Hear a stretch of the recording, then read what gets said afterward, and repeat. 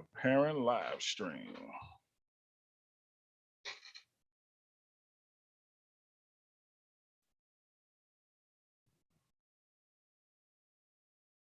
And we are live. Welcome to Paradigm Shift TV 314. This is your brother, Pianki Patai Muntu Nefra Moon Ra, aka DMG. And this is episode 2.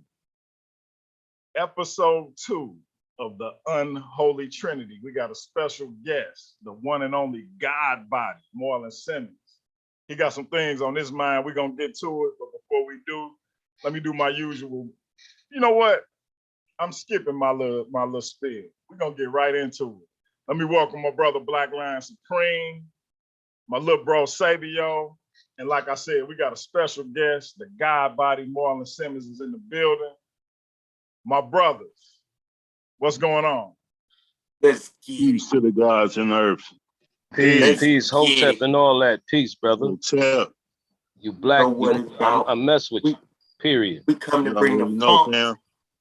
You already know. Come to bring the get funk. you the Hard and fat. Let's go. Okay, let's go.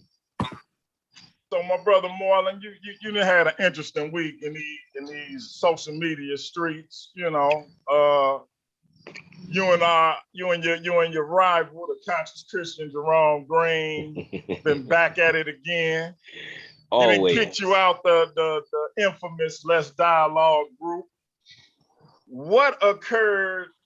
What brought on y'all latest conflict?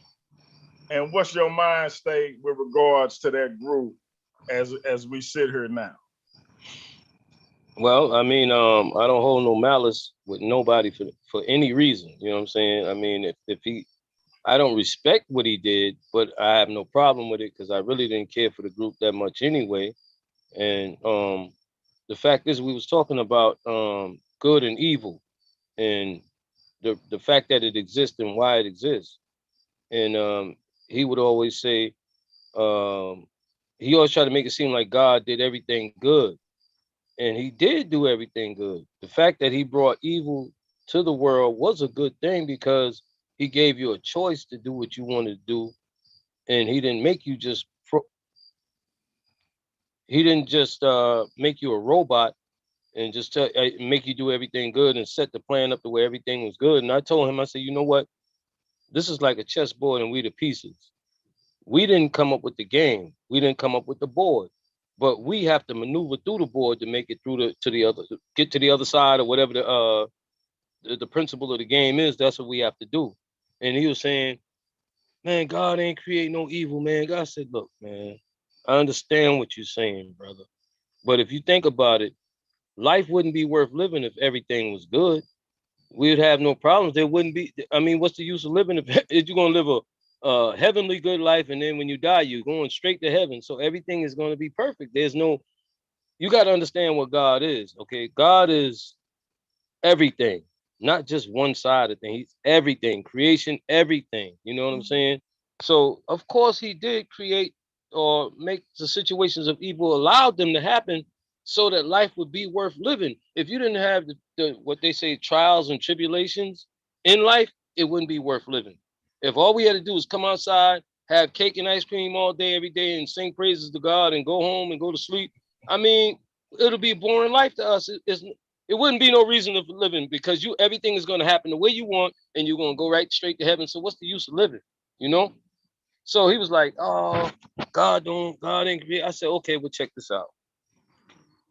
The angel that was sent down to earth or below the earth from heaven, he was an angel of God, right? Right.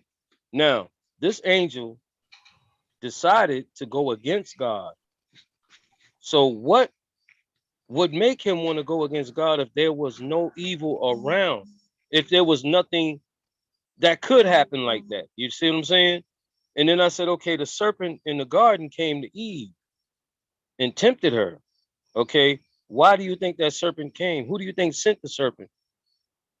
I said, God sent them. He was like, oh, I said, okay, check this out. Like I said. Real quick though, and I just want to back you up on something because in that book, The Bible says in Samuel, and I can get the specific scripture if anybody doubt what I'm saying, but it says that David was playing the harp for Saul, and an evil spirit of the Lord came upon him. Okay. An evil spirit so if God don't deal with evil, how did an evil spirit of the Lord come upon the man? Okay. Lying is evil. Am I wrong? Ain't lying evil? Yes, but he didn't is. God send a lying spirit to Israel in one instance? So I just don't be. Didn't he harden the heart of the Pharaoh when he had the people? Didn't he harden Pharaoh's heart? Yes, sir. Okay. So God is a very fair God, bro. He wouldn't make life to where everything was good. No, I trust you enough. I'm going to see where your loyalty is to me. I'm going to see where your loyalty is to yourself. I'm going to see what type of person, what kind of heart how you going to allow your heart to be. I'm going to give you the heart. I'm going to give you the brain, but I'm going to see what you're going to do with it. Because I'm going to give you also with that, both sides of life, you got to make choices in situations that come up, good or bad. It makes all the sense in the world, bro. Like I said, it make life worth living. Because you're testing yourself. Oh, God always gonna test it. Don't Ford test their cars before they put them on the road? Don't the food administration test food before it go in the grocery store? Everything has to be tried and tested. I want to make sure I test my product because I want to make sure it works. I want to see how good it works if it does work. Of course, God tests us, dog, every time. It wouldn't be God. None of this would be if it wasn't for just that fact alone. We wouldn't be here. The earth wouldn't be here, and life wouldn't be what it is if we didn't have good and bad situations, bro. What you think you got emotions for? Just to have them? In No, fact, they're let me say this real fast, real quick, and then I go want you to ahead. go in because you blowing it up, fam. You blowing it up. I I mean, want to just just give the touch on real. what you said. Yeah. God is a creator. Now look, God created angels before he created human beings. So he's already putting in a test of his ability to create the beings that he claims that he wants to have in his kingdom, right? Well, already you have failed, God, because one of your creations rebelled against you. Not only did he rebel, he was able to recruit others. He recruited others, and they started a war in heaven. A war. The first war is not on earth. The first war is in heaven. You gave us the example of a war, so-called God from this man-made book. You showed us what war is all about. There was no war on earth before heaven. So you already got a taste, Yahweh, of your ability to create these creatures that you want to be all holy and loyal to you. You already seen that rebellion can happen even in your own house. Yet you make the earth, and when it happens there, you put the earth under damnation. But did you put heaven under damnation when the angels rebelled against you in your own house? Why? What? It was good for the goose is good for the gander. How come it's not all hell breaking loose in heaven? They Go said ahead, fam. chaos. Yeah, no, like he said, Jerome said, no, it's not evil, it's chaos. What you just described and what I was saying goes right along with what Bianchi said. Chaos and all that is in the same definition as evil. Okay. So he said God never created evil. I said, so where it come from? What he said, just say this. Just say that God created everything good and somehow evil happened to slip in. I said, hold up, partner. Stop. Why didn't you go? Hold on, Hold up, Marlon. hold up. Let me tell you what I told him. I said, hold on, bro. How's anything? I said, you say God is supreme, right? Supreme doesn't mean number two. Number three, supreme is number one. There's nothing next to it. There's nothing under it. There's no Trinity. There's only God. So if he's supreme, how in the hell can you tell me he can create all this and miss the fact that evil is going to slip into people or get into us behind his back? You can't do that to supreme, dog. You can't. If supreme is top notch, you're not going to get anything in around God that he doesn't know about. So how the hell did he create us and evil happened to slip in? Tell me how that happened, bro. But We see- dealing but with see- but Supreme see- God now. But see, this is how you get them with their own book. You see, this is how you get a believer with their own book. You go right to the scripture. You hit them with the verse where God said, I create good, and I create evil. I, the Lord God, create all things. That's the scripture that they was arguing over. Yeah. Right? Well, There's no need to argue. There's no need yeah, to argue anymore. So I mean, no, I I, just listen. want to say I this. pulled up. hold on. Because if he's arguing with you, that means he's arguing against his own book, and he Thank don't you. understand So, his book. so I just want y'all each can have y'all interpret, because I want to know what this means. If God don't deal with evil, because or don't create, he didn't create evil, which means, because they say he all good, and so if he all good, then he should have no association with evil, right? Am I wrong, Marlon? No, it Because- shouldn't be no. Hold up, there would never be an evil here. Period. The So- idea, the situation, it would never be tragedies. It would be no evil. First Samuel 16 and 14 says, but the Spirit of the Lord departed from Saul, right? And an evil spirit from the Lord troubled him. From the Lord. So how can a God that's all good have an evil spirit come from him? That don't Like make now I don't know. I could be, I got a GED, so I could be a little slow. But that don't make a lot of sense to me. You got the general expert diploma. I understand. Yeah, you know baby. what I'm talking It's all about? good. I got one too. So I got a PhD in ghetto. So I could be a little slow. I But understand. it's saying an evil spirit from the Lord troubled him. Now then we go to Kings 22, 21 to 23. Everybody tell me lying is bad. As a matter of fact, one of the 10 commandments, thou shalt not lie, or something to that effect. Am I tripping? Bear Okay, false witness, lie. Yeah, bear false witness. Yeah. I just want to make sure we on the same page. So A liar will not tarry in God's sight, the Bible says. In other words, Yahweh don't even want to look at you. He doesn't look at liars. He doesn't look at hypocrites. Okay, because in Kings 22, 21 through 23, it says, matter of fact, let's go straight to 23. Now, therefore, behold, the Lord hath put a lying spirit in the mouth of all these thy prophets, and the Lord have spoken evil concerning thee. So the Lord spoke evil, Right. but he all and good. All right, and then He put not the devil, the Lord have put a lying spirit in the mouth. so watch this, Bianchi. Watch this. Am I again? Is this my GED coming out my forehead? No. Watch this. No, Like, undress walk her. with me, y'all. Undress her. She's with Watch it. this. Undress her. Watch this. Watch this, because I'm gonna add some punch to your shit. Show it out, Sabio. Show it off. Because now you can fast forward to today, and you can add on to that, to what your boy Paul said in Romans 3:7. For if my lie glorifies God and advances the kingdom, why am I looked at as a liar? What did God just say? For I put the lie. I create the lie. What? Now, let's touch on that for a minute, Sabio, because I'm glad you brought that up.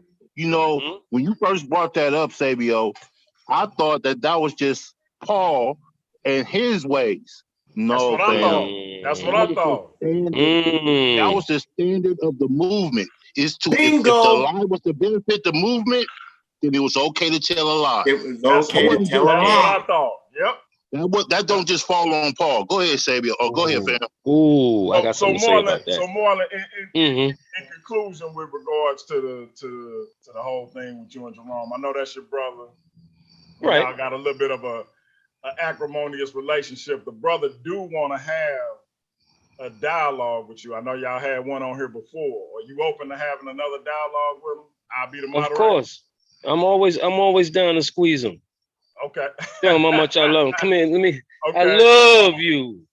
So I'm gonna put it together, and we're gonna get that together, and we, whatever the topic was. He told me the topic, but I gotta go back and look. But He loves to embarrass himself. I I knew mean, I we would be understand. down for it, but I just wanted to make sure. So we'll get y'all together, the God Body and the Conscious Christian, one more time. Yeah, yeah. And He's so, always down to embarrass himself. I get my little promo thing going. So we'll make that happen. Yes, So sir. now, what I want to talk about is something that you seem to have to talk about on a regular basis within the confines of this group. Mm-hmm. And you know me, I'll tell people, I'll be in the group, and I'll be like, hey, ask me a question, because it is what it is. All day. And if it's something that I feel I should concede on, or whatever the case may be, I don't mind conceding if that's right. the case. Yeah. You know how I roll. But yeah, I want to give you an opportunity to break down from your perspective and how you practice it, the 5% doctrine, because there seems to be a lot of confusion, particularly within the confines of the Let's Dialogue group, and what the 5% doctrine is and what it represents, who can be a 5%er and who can't. Go ahead and break that down, my brother. Okay. Now I'm gonna get to the last question you asked first. Who can be a 5% and who can't? Now, as far as the lessons, there is no real law on what color or what type of man. They go off the heart and the mind. You know what I mean? And that is in the lessons. And I know that, you know what I mean? But I always overlook that, because I'm like, man, the hell with that. Ain't no white boys gonna be no 5%ers. We ain't with that. But it's been proven that they are. And it was also when Malcolm went to Mecca, he noticed, he saw white Muslims in there praying with, So I mean, I have to say that, the way I came about that was dead wrong, because I really didn't know. I really didn't know that there was any white. I never met a white 5%er, bro. So I always thought it was, colored people and whatever. But now, like I said, they go by the one rule that the Muslims always came with, and they said, if a man choose to change his heart and his mind, hold on. Hold on. Okay. All right. Y'all hear me? Yeah, we hear you. Okay. If a man chooses to change his heart and his mind and wants to do right and wants to change his way of life and does go through the steps of learning the 5% way, the 120 lessons and all that, then his heart has to be turned around, because the way the lessons are, it's gonna talk about what they're gonna think is them because they're white people, but it's really talking about what they do and what type of person that's not accepted. You see? So if they change from the ways that they are into being a 5%er and go through the lessons, take the 1 to 10 and all that, and they go through the whole process, they 5%ers, man. But the other question you asked was you say what is it about or whatever? What was the other question you had? Right. What makes someone a 5%er, or what made you? Well, first of all, what is a 5%er? And what made you decide that was the path you wanted to take? Okay, a 5%er. Out of 100% of the people in the world, you have 85% of them that are deaf, dumb, and blind, that cannot pull a wool from over their eyes like most Christians, Bible readers, and all these people who think that God is just gonna pop out of the sky and perform something for them. Now you have the 10%. Okay, you got 85% already deaf, dumb, and blind. You got the 10% that know the truth, but will not spill it outside of the 10% realm to the 85, because why teach these people who they are, what they are, when we could control them and keep them dumb? All right. Now you got the 5% that's left, us, the poor righteous teachers, sent here to awake the 85. You see what I'm saying? And get their eyes open and tell them the truth, drop the knowledge on them, and try to wake up as many as possible. Now, that's what a 5%er is. He's a poor righteous teacher, has the knowledge, and it's supposed to spread the knowledge to the unknowledgeable. Basically, that's what a 5% is. I mean, we have the way of life ain't just any old thing now out here doing what you want, drug using, drinking, smoking, doing all the wild stuff out there at the club and all that. It's a definite straight up way of life. Once you go through the whole 120 lessons, you do the 1 to 40, you go through them lessons and you read the lessons tell you pretty much about yourself, how to get with God, stay in line with God, because you are God. And you are. Okay, check this out. Everything on this planet, besides a living thing, has to have some type of power source, some type of plug, cord, something. I mean, even a cell phone, yeah, it runs off of it doesn't have a cord to run, but if the power go dead, you got to plug it back up. We don't plug up to nothing, bro. We have a molecular system that makes our energy constantly. As long as we got life, that energy gonna make. All right. So that's the first thing that says there's something special about you. The other thing is the brain that you have is top notch. Can't nothing outdo the human brain. There ain't no animal on this earth. There ain't no object on this earth that can top a human being. That's the second reason you would be a god. Third reason. When you think of a man and a woman together, all right, we continue life on this planet. If we don't mate and have a child, there will be no more life here. So you have to navigate your way through life, make that possible, make it happen. Even if you don't, you still a god, bro. And the female is your earth. You overseeing the earth to make sure that you plant the seeds, stuff grows, and you continue that life on and on throughout its generations. So that's why I always say, we are gods, man. And if you think you're not because the police can jump out on you and beat you with a stick, or somebody can shoot you and you die, that's not what a god means. It doesn't mean everlasting life. It doesn't mean you're immortal. It means that you have your destination in your hands and you're taking care of your destination, the way you walk, the way you talk, the way you deal with people, the way you deal with your family, the way you deal with any and everything around you on this earth, because you are the earth and the earth is you. You came from it, it came from you. We share the same molecules and molecular structure. The human body and the earth share the same damn molecular structure, bro. Same thing. It's funny because I remember you saying that comedic science and comedic spirituality in the 5% nation. Yes. Yes. And yes. my master teacher, Baba Saber, Maurice Nefer, will always say, you African have the power to intercede on behalf of yourself because you are the divine. Yes, sir. You don't have to wait for somebody to intercede on your behalf. You intercede on your own behalf. And so I'm listening to you and I'm hearing, I can almost hear his voice. But and you know, I say that because even when you was talking about the earth and everything in it, and he always talk about how everything is connected through inter or netter or netcher, however you want to pronounce it. And so, you know, me and you gonna have to build on that. Hey, we can go and those connections. But we can go, man. Of that, I know you've been accused, or the 5% nation has been accused of being Muslim, or you are, or 5%ers a branch off or another version of the Nation of Islam? Are you practicing Islam? And what are the differences and what are the similarities? Okay. Now, the differences are Muslims, especially Muslims over here in America, NOI, I say this, peace to Brother Farrakhan, because he knows the truth. Okay, he's one of the 10%ers. He know the truth, but he's not completely using it. You know what I'm saying, for financial gain. I understand why he does it in America, because it protects him and it protects the nation to have money, to have cats with guns, about 9 walking around him at a time. And when you go to one of his sermons or one of his, he got people all around him, all the Muslims around him, everybody with suits on are Muslims, everybody in the crowd are Muslims.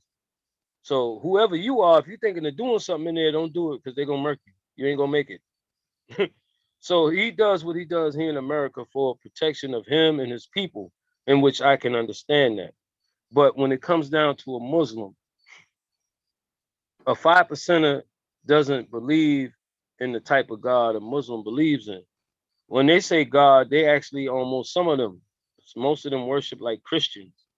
You know, God gonna come out the sky and do something and save you and all that type of stuff. 5%ers, we after Clarence X13 and Malcolm X discovered what they discovered, we took from them.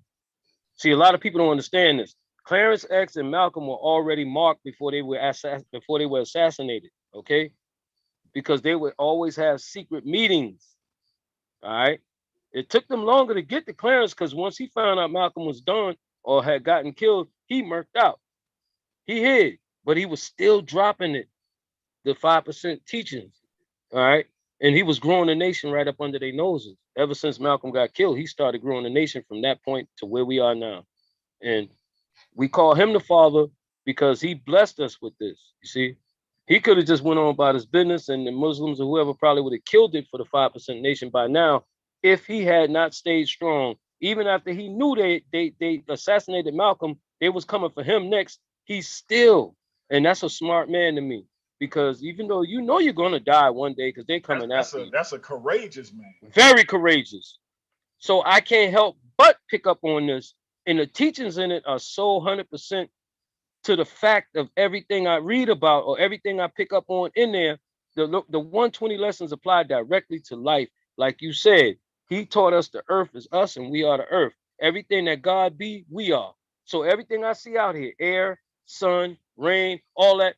And you know what? We cry. That's water.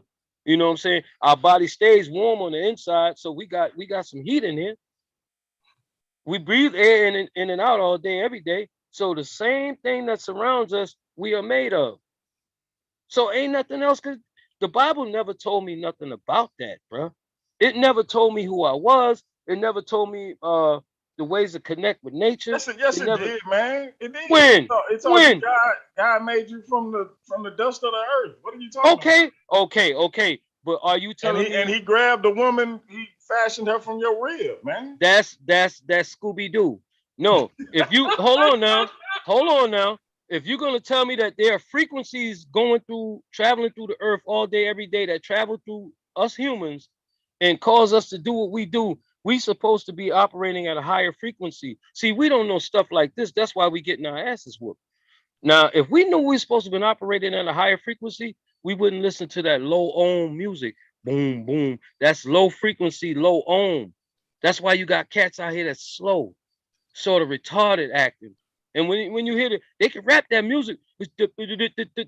But what else do you know? You can't open your mind for nothing else because you are moving at a very low frequency.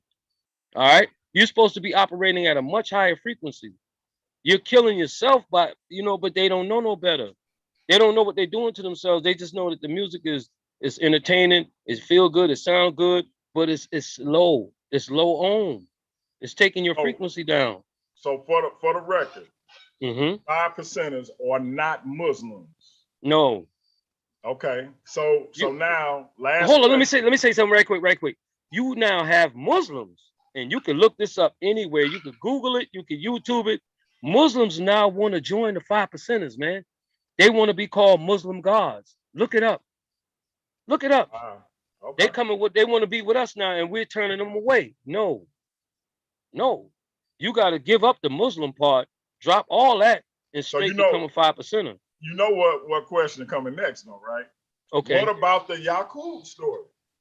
Okay. That comes from the NOI, and y'all use that story. So y'all gotta be one of the NOI. Ain't that what they say? No. I'm sorry. No. Just because we pretty much adopt that story, because that story is so close to being true.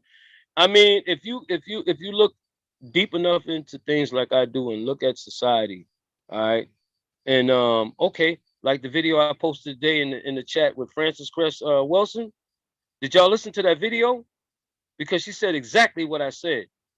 The darker you are, the more afraid they are of being genetically wiped out, because they came from being genetically wiped in. Huh? So they're going to be genetically wiped out. The same way we grafted them into existence, we're going to slowly mix them back out. And if you guys paid attention to the Yakub story that I played, it said that in the beginning, and it said at the end that Yashmal, me, was going to change everything that his cousin Yakub did by causing them to mix themselves with other black people and graft themselves out. And that's what Francis Cress Wilson was talking about in the video. White people are scared of genetic annihilation. Okay. Now, that's why, okay, this is the reason I say I'm a 5%er. Because of that fact right there. They teach you who you are, teach you to be proud of who you are, because the lessons and everything, once you learn this stuff, you're going to be like, hold up, man. Why was I what the hell was I doing? Well, your mind was for the taking. You didn't have anything on it. You didn't know nothing about nothing.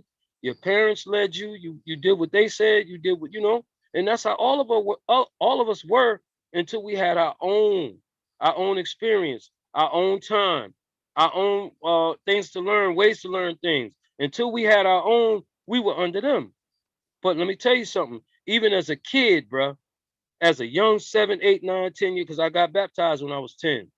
I was so far into the church, the deacon used to have me come and stand by his pulpit when he preached, and he got me a little chair to sit by there, because I was always so deep with the Bible, so deep with my understanding, he couldn't figure it out. But when I turned 13, I figured it out. This ain't for me. There ain't no God in here. He ain't no way around here. Because I was overlooking the God. I'm the God. So who am I looking for? Why am I looking outside? Well, I ain't going to find nothing out there but other people. I had to come back to self, find myself. I knew nothing about myself. I knew nothing about my insides. I knew nothing about my electricity and the pulses and the frequencies and stuff like that. Once I started learning that stuff, I started actually feeling it. You feel me? They said if you take your shoes off barefoot and just stand on the ground for a few minutes, a few hours or whatever, those frequencies are going through your body. You see what I'm saying? You're going to get something from that ground. Why you think we never walk around barefoot? We always have shoes on. We always got something covering our feet from touching that ground. They don't want you to go back to where you came from. They don't want that. They don't want you to get what God got for you out that ground. They don't want that shit in you. That's why your shoes got thick soles on them. You ain't getting that connection, brother. They cut your pineal gland in your middle of the brain. They cut that off too. You ain't getting that connection because we're going to keep you thinking about some dumb. We're going to keep you so busy, you ain't going to have time to connect with God. Even when you're talking to yourself in your head, in which that voice that's talking to you sounds like you, that's God, bro. That's God. Because most of the time, he's telling you not to do something stupid, and you end up, oh, man, you don't want to hear it because it's you, and you go ahead and do it, and then you end up whatever happened, death, jail, and you sitting in there and be like, damn. Why I ain't listening, man? Why I ain't listening to myself? Because you thought you was talking to yourself, you dummy. That was God talking to you. So you ignored yourself. That was God. Speaking of God,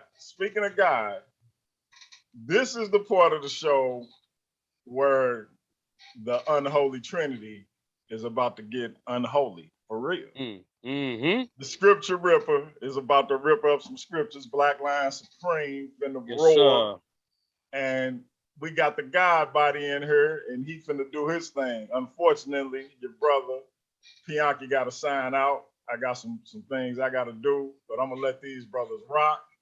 So y'all stay tuned. It's about to get ugly. Yeah. Again, y'all brothers, y'all know what we talked about with regards to certain things with regards to YouTube. But other than that, yeah, keep it I'm clean. about to make our brother Black Lion the host.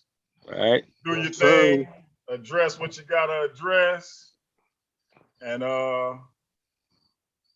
hey, I hope y'all don't get in your feelings. That's all I gotta say. Nah, man, we all rock. We rock. He talking about the audience. He talking about the audience. Oh, okay. Exactly. No doubt. Exactly. No, not No y'all. doubt. I'm talking about the audience. I'm talking about the audience. Yeah, it's when they get nasty. Y'all brothers do y'all thing. I'm gonna go get done what I gotta get done. I'll holler at y'all in a little bit. Hold on, let me just say this. The bad thing about it, nobody can get in their feelings about what I said because I didn't pull from a scholar. I didn't go to YouTube. I didn't go to Google. I came naturally off of what's going on and what I'm experiencing. That's all my Oh, talks are wait a gonna minute. be. Wait a minute. You You know? came up with your own line of thinking? Everybody does. Oh You my have your goodness. own. You got your. I'm just saying, when it comes to talking about information and stuff, I'm just coming off the common sense level of what I was taught and what, you know what I mean. I don't have no books. I'm not pulling no scholars. Why? I've been taught enough to know what a scholar knows today. I can always research certain things that I don't know, but what I'm talking about, everything I'm talking about right now, Hey, this is just coming off 5% hold that nation. thought. I'm about to This hit ain't. these books I myself, remember but this. y'all do y'all thing, my brothers. Hotel, Hotep. peace. Peace. I'll check Hotel, y'all out in a minute. Yes, sir. Yo, hotel, fam. Unholy Trinity to get unholy. So you all that saying about us being God? Nah. I disagree with you. There is no such Okay. thing as God. There is humans. Man, woman. That's it. You start out as a child and you grow to become a man and a woman. That's it. No in between. No God. Ain't no God directed nothing. That's true. Created mind, no science. There's nothing. This is all nature. Right. God has nothing to do with us being here. There's no spirit controlling us. When we Yep. die, we're going to go straight to the dirt. Or Yes, sir. be cremated. And that's it. There's That's not right. going to be family gathering in heaven. But you know, I'm going to just calm down real quick and let Black Line Supreme get Nah, Sabio, you You good. good, fam. You You good. good, You baby. We good, all bro. ain't nothing but You good. understanding in here, man. This is Let me understanding. just say this. First of all, I love your breakdown of what you stand for, bro. That was excellent. And you know what it is? It's African. Yes, It is sir. so African, bro. It is Yes, so sir. African. Take responsibility for yourselves. Uplift Mhm. yourselves. You just using symbolic language when you say that you're a God. Right. It's just symbolic language, which is the essence of our roots. This is where we come from. This is our background. Our ancestors used this type of terminology, so it's nothing wrong with that. We all know it's a common rule in life. You live and you die. No one can escape this. No matter what you believe, no matter what you stand for, no one can escape the true universal fact that you're going to live on this planet and you're going to die on this planet. Period. Exactly. So, And of course, we know that gods are eternal in this thing called mythology. So we know exactly. we're not that on this planet. We have common sense. So when we use this type of symbolic language, we understand that we don't really believe that we're some type of supreme beings. We're just saying that we're the cream of the crop. We're just saying that you control your own destiny. That is, you have the power to change aspects in your life. You have the power to move mountains in your atmosphere as far as your life is concerned. That doesn't have to come from some supernatural sky daddy. No, that comes from the daddies and the mothers that's on this planet. This Yes. whole life cycle repeats itself over and over again. First, you were a child, and then your parents helped raise you up to a certain point. Then it's time for you to be a parent. Then it's time for you to be a father. Then it's time for you to be a mother. That's how it goes. And we all Yep. know this. We all do. So Right. when people try to force us into some type of supernatural paradigm, trying to make us feel like this is the essence of our life and not us, then we have to come back to reality and tell the truth the way it is. And some can't stand the truth. It's just as simple and plain as that. Sabio is right. There is no such thing as some supernatural being that's going to do a damn thing for you. You have to get up off of your own self and do for self. And the best way to do that is to learn self-knowledge. There you That is the go. true power. That is the true power. Now, let's talk about this for 1 second, and I'm going to pass the mic. What's the real God of this planet? And what does these guys seek after on this planet? Money. Let's get it. There you go. Straight up money. Yeah, we I've ain't never gonna deal seen a with that Yakub supernatural. shit, because that Yakub shit ain't important, Pure Black. We gonna gloss over that Yakub shit. We know that I've Yakub. never seen a supernatural being do anything for anybody on this planet, but I've seen money make miracles happen. I've Okay. seen money put people that were supposed to not ever go to college into college. I've seen money all of a sudden make things disappear that could have given people 10, 15, 20 years in prison. So the only kind of miracles I've ever seen happen on this planet was due to money. And the same money that this church seeks after from our people, the same money the temple seek after, all of these church or religious institutions need money. Yep. Why on earth would a God need money? For He what? doesn't. He doesn't. So what's the real God of this planet? What do everybody seek after, including your pastors and your monks and your imams and your priests? Wealth. Money. Wealth. Everybody wants it. That's where real power. That's how you get real power in this world. You don't get no power from no God from a book. You get power from accumulating money and influence, and putting yourself in a position to meet influential people that's going to put you in a position where you can flex your power to raise up your people and your family. That's what we see making changes on this planet for people, changing people's lives. One minute somebody is poor, the next thing they win the lottery and they hold down life change. I've never seen this happen from a God. Go ahead, fam. So let's get into some historicity of this idea of religion, not in Africa, but when our people got here to America. All right. How about we do that, Black Ryan? How about we? Because people think we're coming at this from a place of hatred. They don't think we got a full grasp of how the church has helped our people, you know. Like we don't appreciate that, you know. It's like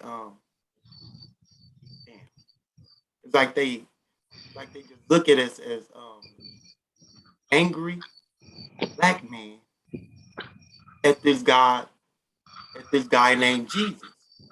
So one thing I want to do, you know, I posted a few things in the back chat this morning. No one has dealt with them. So no one has said anything about what I posted in the back chat. So I want to read some of the things that I read, that I posted, you know, and this is coming from, if I could share my screen, I would, but this is coming from Charles Colcock Jones's, the religious instruction of the Negroes in the United States. Can turn your camera on and point it at the screen. Nah, this is on. Oh, okay, I got you. Black Line Supreme. See if you can let me share my screen. You the host.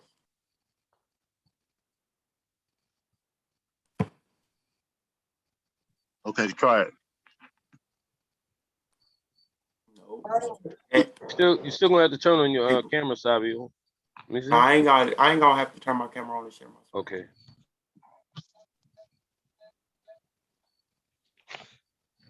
I guess Bianchi cut it off. I don't know. But anyway, I just want to read the first thing. It says, it was in the year 1501 that Isabella of Spain granted permission for the introduction of Negro slaves into where? Hispaniola. That's Spain. But such only as had been born where? In Spain, or in slavery among who? Christians. And in the following year, a few had been sent into the New World. In 1508, the Spaniards opened a direct trade in slaves and imported Negroes into Hispaniola from the Portuguese settlements on the coast of Guinea. Trinidad V, by royal ordinance, enjoined a direct traffic in slaves between Guinea and Hispaniola in 1511. In 1511, and Charles V in 1512 and 13. So what am I doing here? All right, and this comes from the very first chapter. the account of the introduction of Negroes into the colonies under the government of Great Britain. So what am I doing? What I'm doing here is I'm letting you guys know, the ones that think that we're just looking at this with blinders on, that we're looking at this wholeheartedly. And we see that when they were bringing Negroes to this, they weren't coming in as Christians unless they had been converted where? In Spain. So if you were converted to Christianity in Spain, you were already seasoned. Isn't that interesting? But how come they still called them Negroes and not Christians? And hold up. Because there's one thing that I think people don't seem to understand.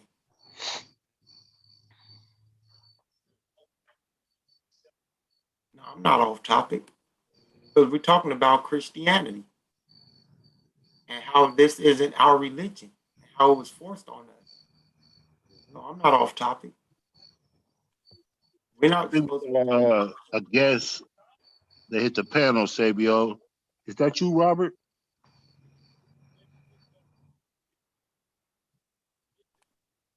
Did you maybe What happened? I thought I had somebody hit the link. I think it's Robert. I think Robert Ash. I think so. Oh, well. Yeah, let him come on in. Yeah, if you're here, Robert, or if you want to come in, just hit the link, bro. What's now? Anybody's welcome. So the discussion now. today, is about the is about the. I just hopped on, right? Oh yeah, this is Rocky. My bad. Yeah, I'm What's like, I going don't on? know no What's Robert, going my on? boy. Hold on. Real quick, because we're not talking about Yeah Small, Q. So no, I'm not off topic. You see, Yeah Small was talking about his experience in the back chat and what him and Pianki was talking about. So what we actually are doing is what me, Black Lion Supreme, and Pianki were supposed to be doing. All right, so calm down. No one's off topic, bro. All right, go ahead, y'all. My bad. Nah, I was just saying. I just came in. I seen you posting in a back chat. I don't see if y'all said that joke. The first thing I heard y'all talk about was money. I say you say bread and I appear. I might come up, change my name to Senior Rax. Please say the Senior. You see. But yeah. So it's y'all talking about like I see you talking about the Trinity or Christianity in general. Christianity in general and how it was forced on our ancestors. How this isn't our religion. You know how they called us heathens. Hold up, let me read some things because I've been posting things all day. I actually have them in the book, but it's easier to just go in the back chat where I posted them at. You know, so. Hey, real quick, anybody know what the word money is? Because it's not a word. It's an acronym. It stands for MONEY, my own natural energy yield. MONEY, my own natural energy yield. And I'm gonna leave that with y'all. Go ahead. I've never heard that before. Where you find that at? 5%, baby. Oh, that's the 5. Okay, I like that. That's I like it. see. I like You see how much we knocking this in the head though. You see how everything that's acronized, we got the meaning for it, bro.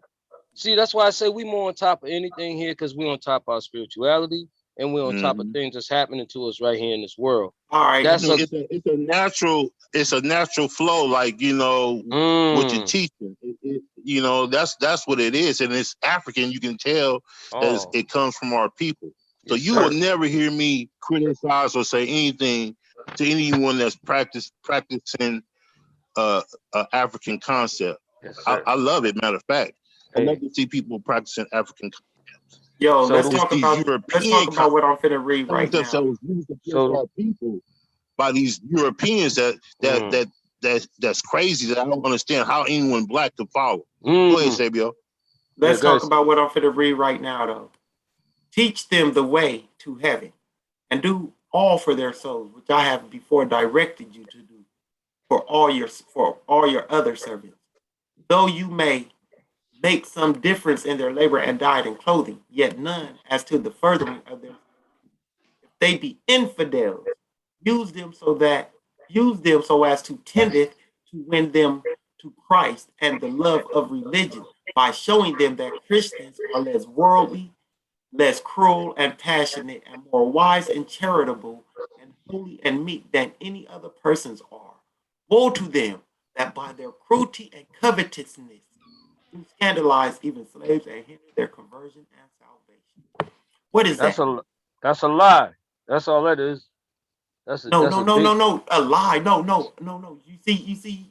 You're dumbing it down. Okay, okay. I'm making it See, easy, you see, it's so basically. there's so much that entails so much. That entails so many different layers. Hmm. One of the layers it entails is pacification.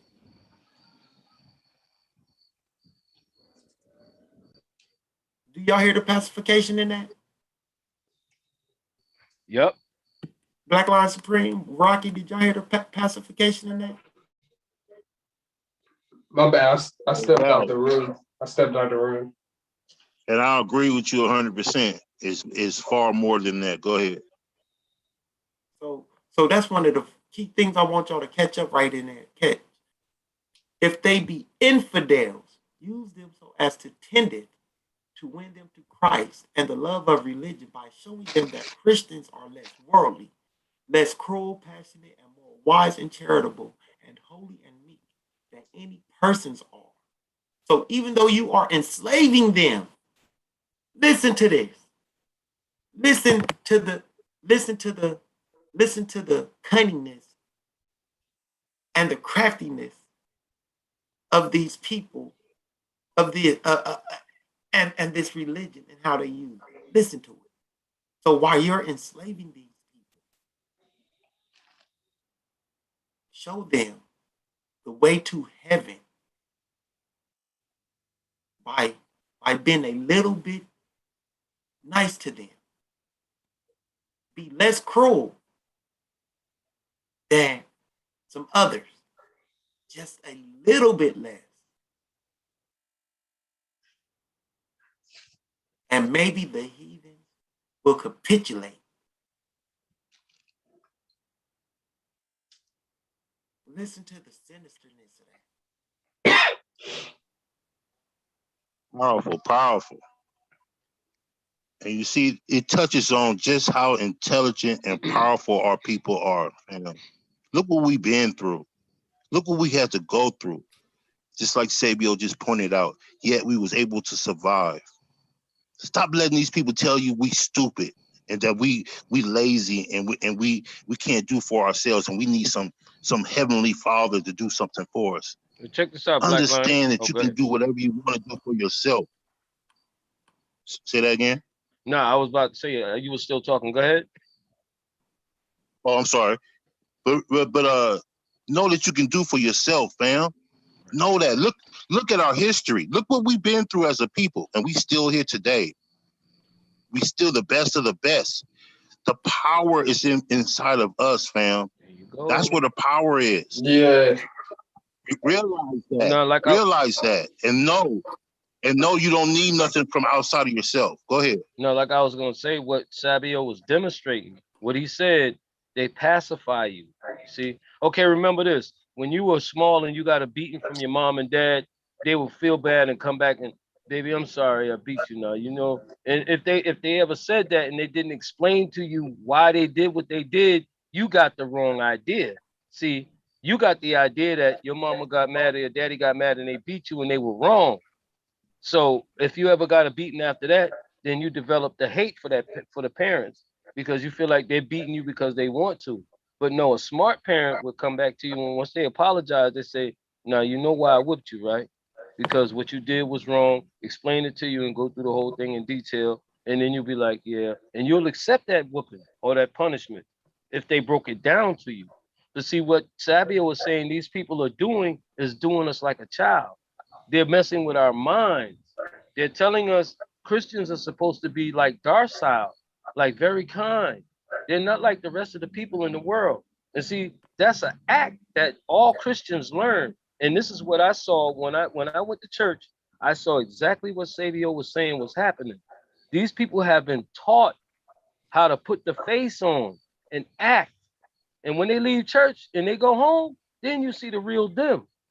Anytime they outside the church, if you ain't in a place where a preacher won't feel like it's too many people watching and he gonna be, condemned for what he doing, and ain't nobody gonna come back to the church and he can't make that same money every Sunday, he's gonna act accordingly.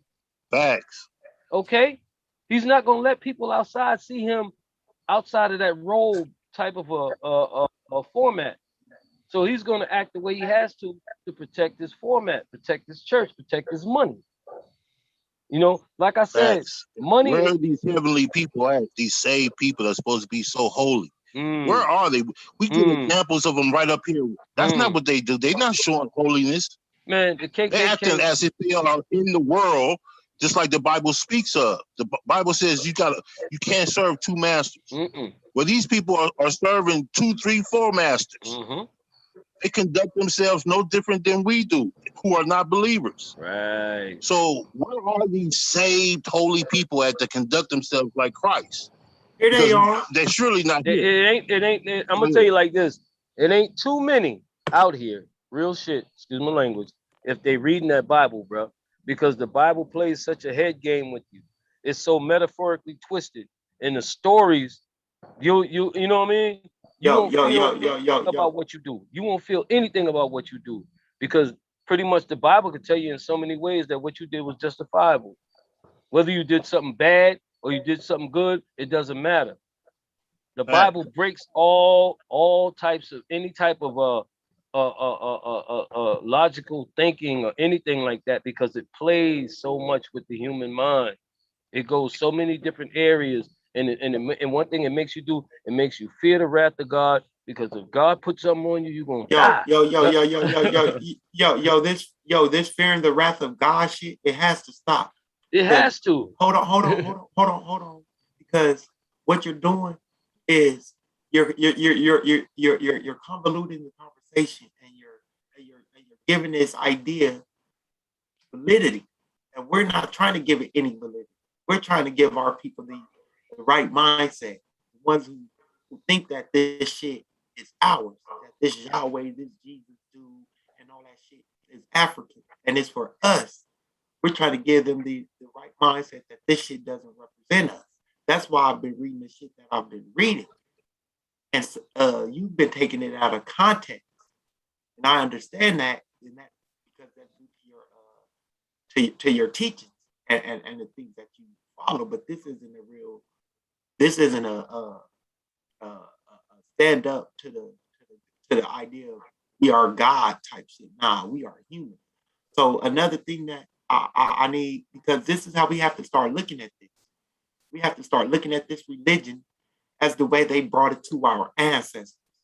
I know this is 2021, and we want to look at it with a 2021 lens.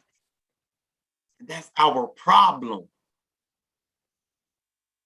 We have convinced ourselves through years and years of indoctrination and following this, that this is ours. But when you have documents from pastors, and yes, Charles Cole Cox Jones, the person who wrote this document, was a pastor. And he says things like this: having brought distinctly to view this multitude of people introduced amongst us in the inscrutable providence of God, the original stock being a state of absolute heathenism, we may inquire into the efforts made for their religious destruction. I mean, think about that. They just told us our ancestors when they gave this religion to them, were in a state of absolute heathenism.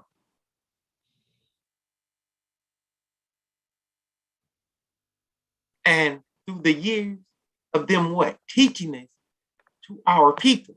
Because I can go through this document, I can pull out case after case after case after case where proselytizers, evangelists were going around to colonies, to plantations, picking out slaves to teach this to. And some of them, they declared unfit to learn, and they gave up on. Some of them, they taught, and they looked at them as people that will pass the religion forward. So we know where this stuff is coming from. But we have to remember. Facts. Go ahead, BLS. Yeah, why on earth, bro, if we knew this, if this was our religion, if we created it like they want to say we did, why would the Europeans have to hide the Bible from us or kill us if we read the Bible or engaged in Christianity? Why would they ban us from it if we already knew it? Because that will make you. No one asks simple questions like that. No one uses common sense when it comes to this, because you can't as a believer. The common sense is blocked as a believer. And let me say this, it just give me a couple of minutes, because I'm gonna have to break this down, because I hear a lot of things that just blows my mind that's being repeated from people up here a lot of times. And that is saying that this Christ or this Jesus, everyone believed in the same Jesus in the first century. That is the biggest lie ever told. You have all kind of different Christian sects back then. You have the books that we call apocryphal books being believed in those days. You have you have all kinds of books and all kinds of different thoughts, different aspects of what Jesus was and who he was. Was he a phantom? Was he a real person? Was he just a human? Was he a God? Was he a son of a God? Some people believe that he didn't get his godness, his godliness, until he was baptized. That's facts. You have all kinds of different thoughts. You guys need to look up a word called Christology. Apparently, you've never heard of this word. That if you study that, that will show you all the different thoughts and different aspects that were being promoted back in those days. All the way up into the 4th century, they're arguing over the different aspects of Jesus, what he is, who he was, what he stood for. Was he just a rebel? Was he a son of a God? Was he God himself? These things are being argued all through the early history of Christianity. Yet some of you will sit up here and act like you had an entire Bible that was canonized in the 1st century or in the BC era. That's a lie. No, you didn't. You did not have that, and you did not have a solid, concrete position of what your religion stood for. That came later. And even to this day, the evidence of that is in this day with all your different denominations. You guys right now to this day don't have a solid, concrete model of what Christianity really truly is. You all don't agree. I could put 5 of you, 10 of you, 20 of you in the same room right now from all your different denominations, and none of you will agree. You will disagree on just about every aspect of the Bible. But you think it was in unison in the early century, in the early 1st century, and all the way through to the 5th? You're out of your mind. That's a lie. No, it was not. Yeah. That's why they said you had Christianities. And that's the same, and it goes the same way with Judaism. You have all kind of different sets of Judaism, period. It is what it is. It's time for you guys to wake up and stop and face reality. If you're going to argue this against us, if you're going to come against us, at least know the basic facts of what you're arguing about. Go ahead. Yeah, I Yeah. want to say, to know what was saying for further reading, you guys should go get that Bart Ehrman book, Lost Christianities, where he basically goes in depth on all the different Christian sects that existed from basically the dawn of what we would consider Christianity. And then besides that, another point he was talking on, I want to kind of go in a little deeper on, was about the figure Christ. I don't, a lot of people actually died. Christians killed other Christians in the debate of how to see Christ's, how to see their savior's divinity, right? He was a man. Was he divine? Did he not get divine baptized? Was he both God and human at the same time? Was there some type of duality to it? Um, so I mean, it's deep. I mean, there were whole wars over just how Jesus should be looked at in the mainstream. And a lot of people, when we talk about these things, the councils and the books getting canonized, they talk about, bring up a council and not even know what was talked about in the council. You know what I mean? Like bring up things like the Council of Nicaea. Well, how many councils? There was like three different times they met up, right? They don't need, and they bring up these things to justify the time period of when the books got canonized. And in these councils, what they argued about still is the divinity of Jesus, or how to look at the divinity of Jesus and when he was a man. No doubt about it. Hmm. You right on the money. Right. Well, And this let is me. where, but people will come up here and say different.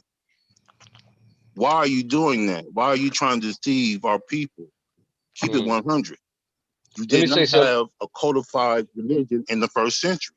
It's just, And that's the plain. And you don't even have it now. You don't even have it in our day in 2021. Go ahead. Go ahead. and Let me say. it's interesting because what they try to do is they try to use scholars to support their stances. And that's what we're talking about up here. So if they're trying to use scholars to support that this belief system is valid and they have a claim to it, but we have scholars that tell that says otherwise. Like when I posted in the back chat the other day, what Jesus said the kingdom is. And I actually can go read that. Hold up, let me pull that up because that's that caused a lot of tension the other day. Caused a lot of strife. And it was a very long conversation. But if the scholars are saying that Jesus' interpretation and what they were waiting on is totally different, then how can you superimpose your belief onto what the people who wrote the book was actually saying? You know, that's the question that needs to be answered. You know, and I don't think they really want to answer that question genuinely. What they do is they try to call us angry black men and tell us we're gonna come back to the church eventually and stuff like that and misrepresent what we're saying, and call us pseudo and try to they get into the personal attacks instead of dealing with what the scholars are saying. I mean, if you have a scholar saying otherwise, we will accept that. But if you are giving us your opinion, then your opinion doesn't really, unless you're a scholar on this subject. You feel me? Now, if you're a believer, your opinion, how can your As opinion? soon as they start getting into personal attacks, you've already won the argument. Just remember that. As soon as they go there, you've already won the argument. Go ahead. Well, that's normally what happens. I'm all, and it's crazy because I be trying to be, we be trying to show our humility, I guess you would call it. But it's like they take advantage of that.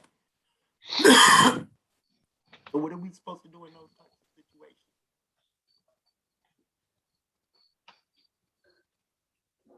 Yeah, that's why I don't even talk to my, my motto is I think there's only one time where I got like where somebody made me like get out of pocket, like and go that way, but that's why I don't even waste my time. And I be telling y'all, I don't understand why y'all even waste y'all time speaking to some folks, bro, because it's always you done dealt with them before on the topic, and it's never about the info. It always gets into some craziness. You know what I mean? So I don't even. Once it's like, for me, it's once I have a conversation with somebody, and I see where they mind stand on something, and if their standpoint like is like ridiculous, it makes no sense. It ain't even worth talking to them. Why waste your time and argue with somebody who's not gonna see it? They only gonna see it that way. I don't know, Rock. I think it's because they come to us. I think it's because they come into our midst. We don't go to the church and we don't go on their platforms telling them about their beliefs. They come on here, they come at us trying to tell us about academia. Something that they don't believe in, something that they really don't have no respect for at all. They don't have any respect for academics. Yet they come here to challenge what we're saying and have nothing from academically to stand on. You don't have a leg to stand on when it comes to academics. With your beliefs, we're not concerned about your beliefs. We don't go after your beliefs. We don't tell you what to believe. We just don't. Our mission is not to come after you personally either, or come after anything that you stand for as far as the Bible. But once you start coming over here and trying to mix your beliefs with academia, then we have to challenge that. It's not a personal attack or that we hate you personally. We love you all. We wouldn't be up here doing what we do.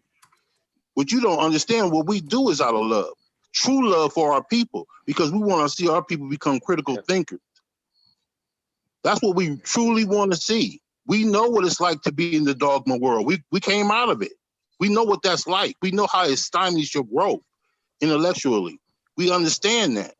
You don't, because you're still in that paradigm. You're still in that world. So it's hard for you to understand. But we see something different. And you just have to accept that, because we're not going anywhere. And if it means that people are coming out of your religion and coming into the world of knowledge and understanding, so be it. If your God is really powerful and he really wants those people, I'm sure they'll stay in belief according to your beliefs. But we're going to put the same information out here that changed our lives, that made us different people, that improved our intellect, the way we see it. And if that's offensive to you, then I'm sorry, that's your problem, not ours. Go ahead. No, but what I was gonna say is what you said is right on the money, because the intelligence, if we don't have it, we can't fight without it. You can't go to war with a country and you don't have no intel on it. You haven't seen how they move and you don't know what their next plan may be, because you know what type of enemy you're dealing with or nothing like that. You can't mess with anybody you don't have intel on. And now to go back to what Savio said earlier about being a god or 5%er, we all gods, bro. It's just that I came into the realization of the fact that I am one. First of all, if you look at the human on this planet, we are the top of the food chain. No animal, no listen. Let me finish. Let me finish. Hold up. Sabio, I didn't cut you off when you spoke. Let me finish. Let me finish, and I'm gonna get to you right there with that. Check it out. What I was saying is the only way we can be messed with by an animal of that type of destruction to anything is if we're put in their situation.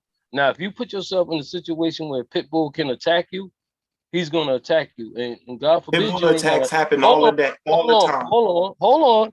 God forbid you're a child or you're a human without a weapon or something like that.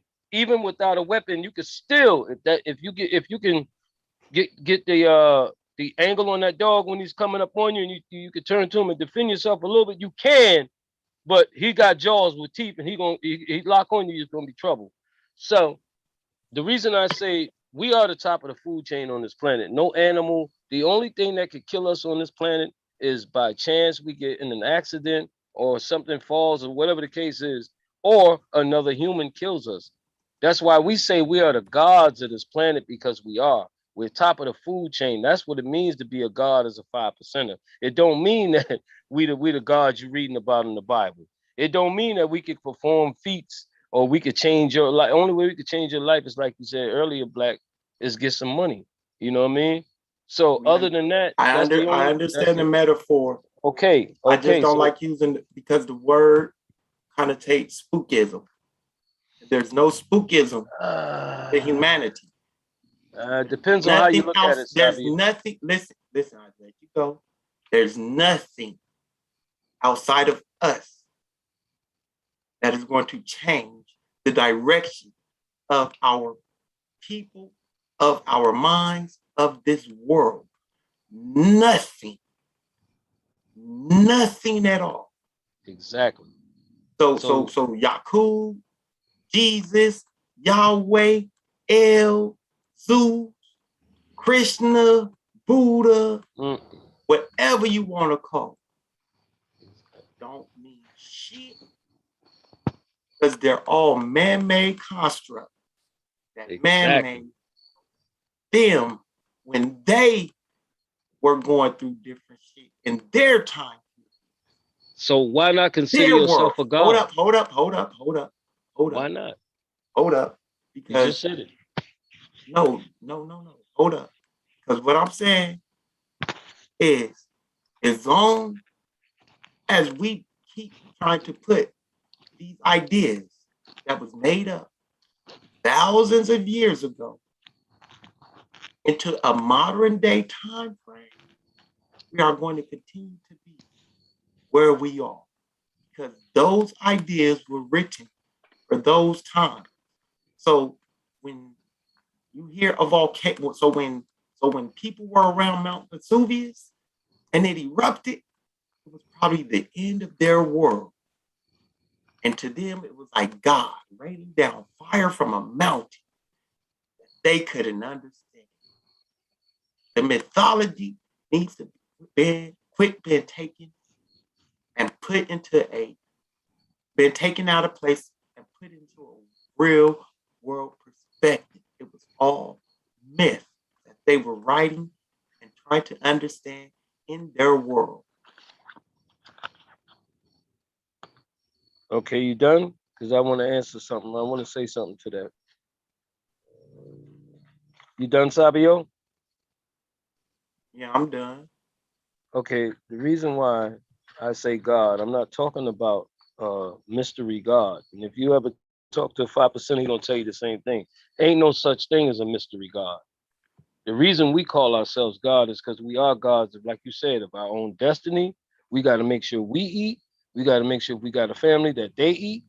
We have the power to do what we need to do here on earth. So we're gods. The female in your house is your wisdom or your earth. That's the same as the earth is to nature. Nature takes care of the earth. The sun feeds the earth. The grass and everything here grows off the sun. We grow off the sun. So that's the giver to the planet. So are we to our earth. We plant seeds in that earth. We make sure that ground is fertile. You understand? So when we say God, we're not talking about the mystery God like you said out the Bible, bro. We are gods.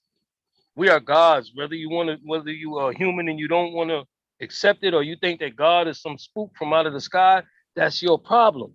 These people have gotten in your head. Your brain is not yours. These people have gotten into your head. No, I ain't got in my head, because you hear. No, they have. I'm talking about people. Because I'm talking about people when I say that. I wasn't talking about you. Because if you want to take it. Because if you're a God and you have those abilities, that you have those God-like abilities, I want you to do God-like abilities things right now. I want That's you. Easy. No. I want you to stop a man from being shot. Next time you're around somebody being shot, that's easy. To stop that gun and that bullet from going off. God. Once he pull the trigger, it's too late. I could stop him by You're God, convincing though. him. You're a Okay. God. And I'm using, listen, let me tell you one more time. I'm not talking about a spook God from out the sky. I'm talking about the way you're using it. No, that's the way I'm using it. I told you that in the beginning if you were listening. So I don't believe in a if you mystical have the God. ability, so no, I'm not. I'm saying if you have those abilities I can use my that ability, God has. whatever I no. Okay. Okay, you're right. I'm Go taking ahead, the go ahead. God abilities because Which the God you word talking? God. Hold on. Which God you talking about? Calm down and listen. Because when you use the word God, it entails supernatural abilities. This is what you have to understand. Where'd you get that definition? Black Lion Supreme. Am I wrong? No, where'd you get that definition? God is the word God. Does it symbolize some type of supernatural activity? Yes, today it does. Was that the mindset of originally from our people? No. No. So we use the term God to say that I don't think our people had the word God. I don't think Africans had the term God. I believe you're absolutely correct. You're absolutely correct. Okay, so if Africans didn't have the term God, we can't say our people. Yes, but only reason why I say that is because they did have, like I say all the time, see, this is what it is, man, and I don't understand how people don't understand this. Our ancestors used deities to symbolize the different aspects of nature, the different aspects within inside of us. They didn't believe in bird head gods and Kemet in the beginning. That came later once Kemet had been invaded and all kind of foreigners started to come in there, and the cult of Amun-Ra was formed. Yeah, you see some of that going on. But in the early kingdom, in the old kingdom, middle kingdom, no one believed in bird head gods. These were stories that just symbolize different aspects of nature, different aspects of life, different aspects of their environment, of being on this planet. Period. Now, hold on, Black Lion. Hold on. What you just say? To symbolize, right? Right. We use the word God to symbolize our strength as a man on this planet, to oversee and take care of anything that we have to. And if part of what we're doing is dropping the knowledge and educating and opening the eyes of somebody else, that's your godly duty. If it's feeding your family, that is your godly duty. So we gods, bro. That's all we. When I call my brothers, when I call you, Marlon, when I call Sabio a God King, I'll say it all the time. God, hotel God. When I say God King, I don't mean some supernatural God in the sky. I mean the supreme being of Sabio. The supreme being of you. You are a supreme being. That's exactly what's taught. That doesn't have nothing to do with spookology, anything supernatural or some kind of craziness that's coming from mythology. That has to do with the best of what you are as a person. When I say that, that's what we say. And that's what our ancestors did. They did the same exact thing. It is the Europeans who came in and flipped it around. It's the Europeans that got you thinking spirit means some type of ghostly figure living inside of your body. It's the Europeans who did that, not the people of Kemet, not our ancestors in West Africa and all over Africa. They didn't teach that. That came later from foreigners who did not understand, like you, a lot of you so-called believers don't, who did not understand African concepts and put your own religious spin on it. Egyptologists will admit this to you to this day, that's exactly what they did. Yep. They will tell you themselves that's what they did. There's no word for priest in the Meta-Netter. No word that means priest. No African ever told you that him-netter means priest. That came from a European. In the same way they changed the names from Haru to Horus, from Osiris to from Asar to Osiris. It's the same way they changed the concepts. You got to understand this. Gotcha. It's the same thing they did to the concepts. They didn't just change the names, family. They changed the entire concepts into their religious format. That's what they did.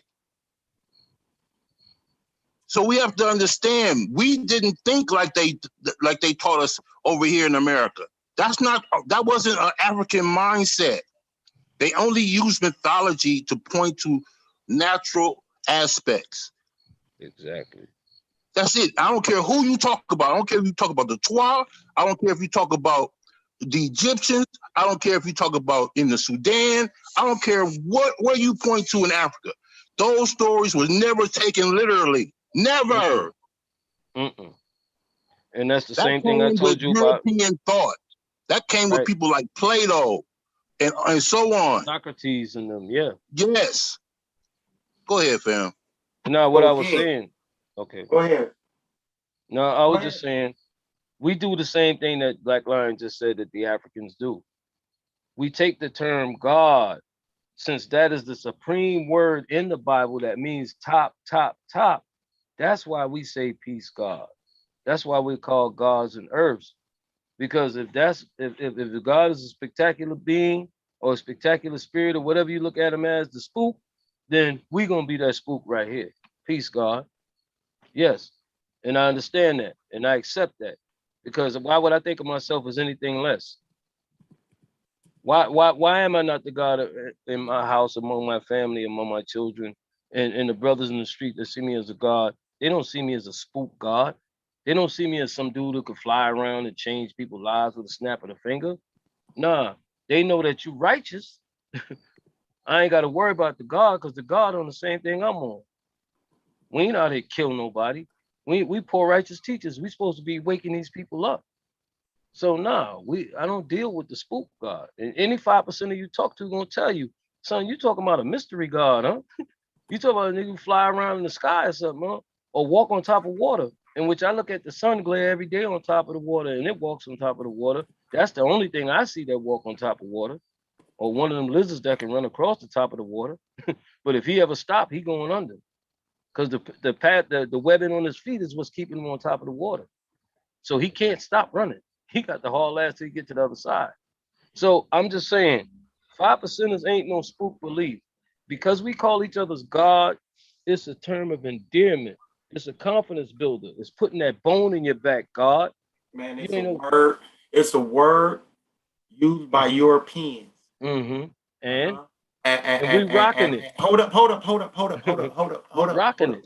Hold up. I totally understand that y'all rocking it, and I don't disagree with that. But you see, the concept is, and the thing is, all I'm trying to get you to do is understand, as I understand, that you're not using a truly African concept. Now, netter or something like that may be more African centered. You understand? But we only know English and we're American I people. understand that. We don't And have hold up. any kind of studies, nothing to study. I'm not arguing that I all we find it know is unique. I understand that. Okay. Don't nitpick what I'm saying. Okay. We Because got Raheem in the building, y'all. We got Raheem I'm in the looking building. at the whole concept. Rah. I'm looking at the whole concept of everything. And when you don't look at everything, all you will see is what need or what will be good for what you want to push.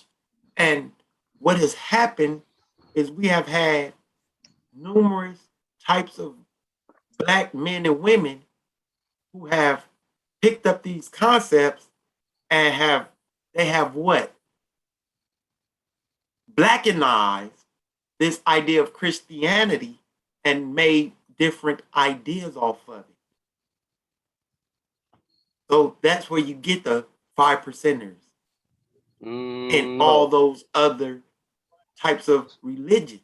that's not Because they're correct, religious, Sabio. they have religious undertones. They just don't use religion. You know, they may Can I, even have the religious book. They may use both.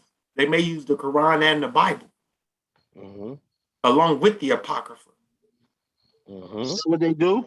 Yes, So sir. Yeah. Hold on. Let me tell y'all Okay. about this. Let me break this down to you. I'm glad you brought that up, Sabio. A 5%er does not diss or turn away any knowledge. Okay. We're free fall thinkers when it comes down to knowledge, wisdom, and understanding. Because to get knowledge of anything is knowledge, bro. All right. If I No get doubt. knowledge from a scholar or from a baby, I just found out something that I didn't know. That's knowledge.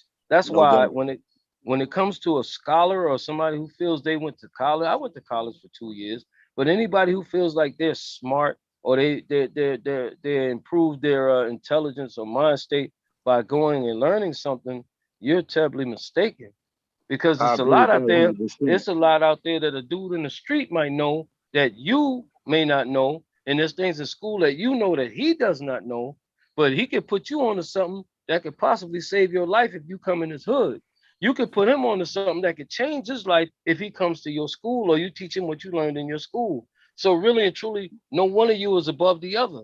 Okay. Facts. And there is wisdom in these texts. There's no doubt about that. But let me get Raheem Oh, in. He's been waiting. Let me Yes, sir. Hey Raheem, what's going on, fam?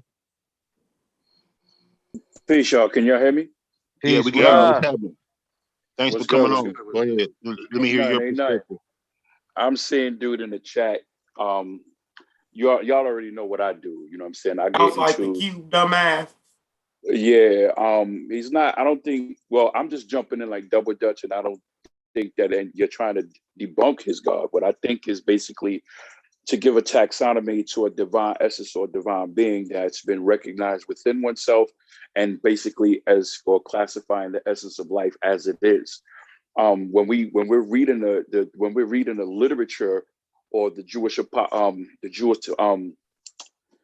apocalyptic literature, the compendium that's been aptly called the Bible, you know what I'm saying? These are things that have been passed down as a result of history through to humanity, where here we are at this particular point in time trying to regain some type of how can I put it, position. You know what I'm saying? Especially the way things have the way things have trickled down over the years. As Black Lion was saying, in our African concepts, we didn't, you know what I'm saying? It wasn't like that. You know what I'm saying? We saw ourselves as the embodiments of nature. These were symbols. When people are saying God, the English word God, from the word gut, you know what I'm saying, or even coming from the word deus in Latin. In English, it means that which is invoked. You understand what I'm saying? And there's no one on this panel, there's no one in the chat right now. There's no one working, conjuring any deities whatsoever. If you are, you're doing it behind the scenes. You know what I'm saying? If you into Ifa, Yoruba, Vodou, you know what I'm saying? That's when you're practicing those things. My sister's a Yoruba priestess, and you know what I'm saying? Um, I said, look, the minute shit start floating around in here, you better let me know so that I can witness it from afar or whatever case may be. We're not at this particular point in time in 2021. We're not conjuring deities, but if we see ourselves in some type of supreme being or something that is beyond the flesh, then I understand the 5% concept of what God is. But also, if you understand God, you understand what I'm saying? If you're understanding God from a perspective of positive and negative, you understand what I'm saying? No one ever classifies a demon as a God. No one ever does that. No one ever classifies, you know what I'm saying, anything demonic as being holy, because when them people are doing those practices, that which is holy is also sacred to them.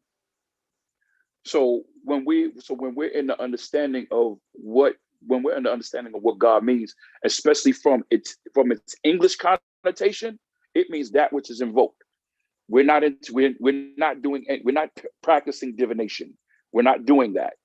You know what I'm saying? Well, basically, you know what I'm saying, what we're trying to do is basically objectively understand that which has been placed upon us. And I understand the whole 5% thing was to basically give brothers knowledge, uh, um, aside from the Islamism that basically the nation of Islam had.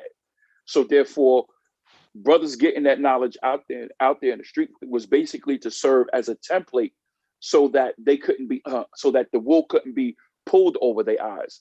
I had a cousin that was locked up. He gave me 120 lessons. He gave me what I'm saying? He gave me 120 lessons. He gave me supreme alphabet and supreme numbers. I remember all that stuff. And when I got deeper into my studies, I began to understand, as far as the numbers was concerned. When people talk about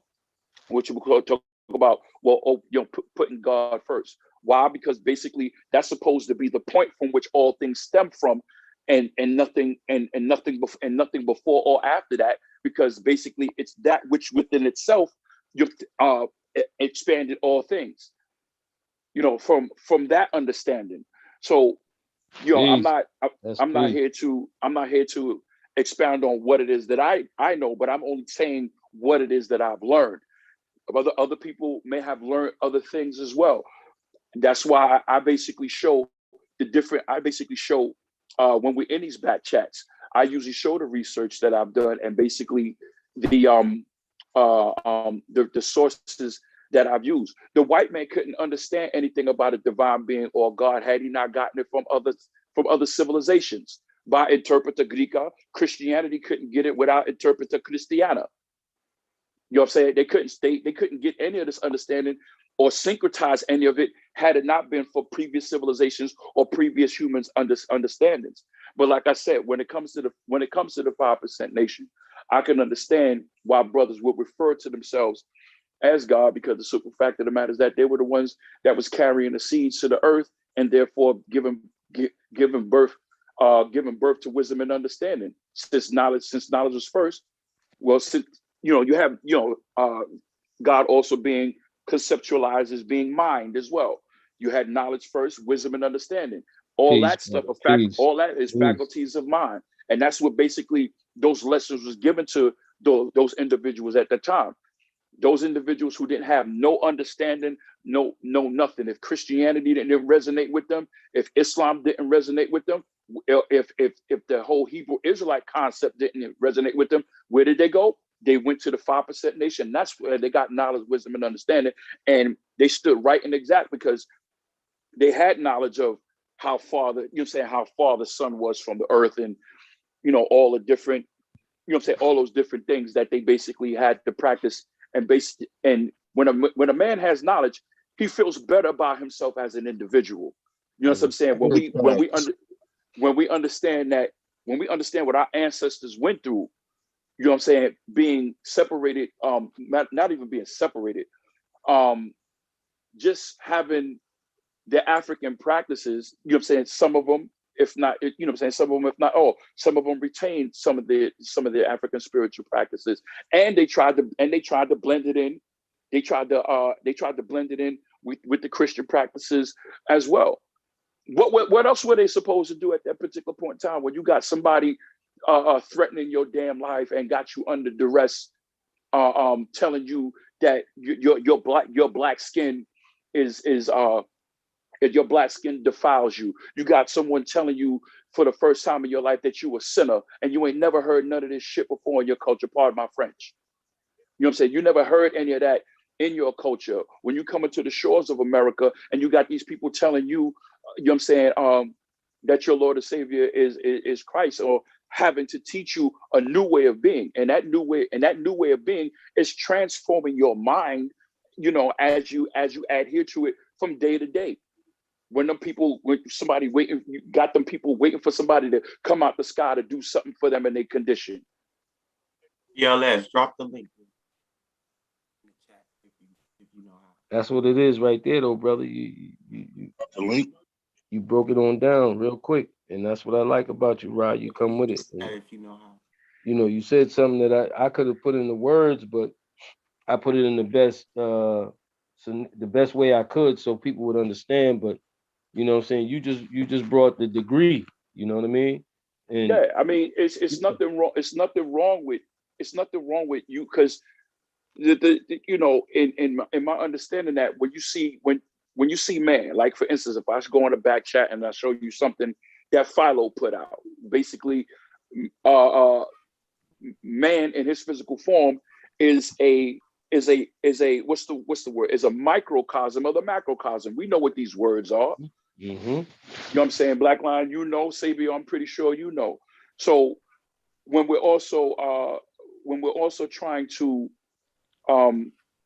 get an understanding of everything that we're studying, you can't help, you know what I'm saying? When you're reading, it says, you know, God made man in his image.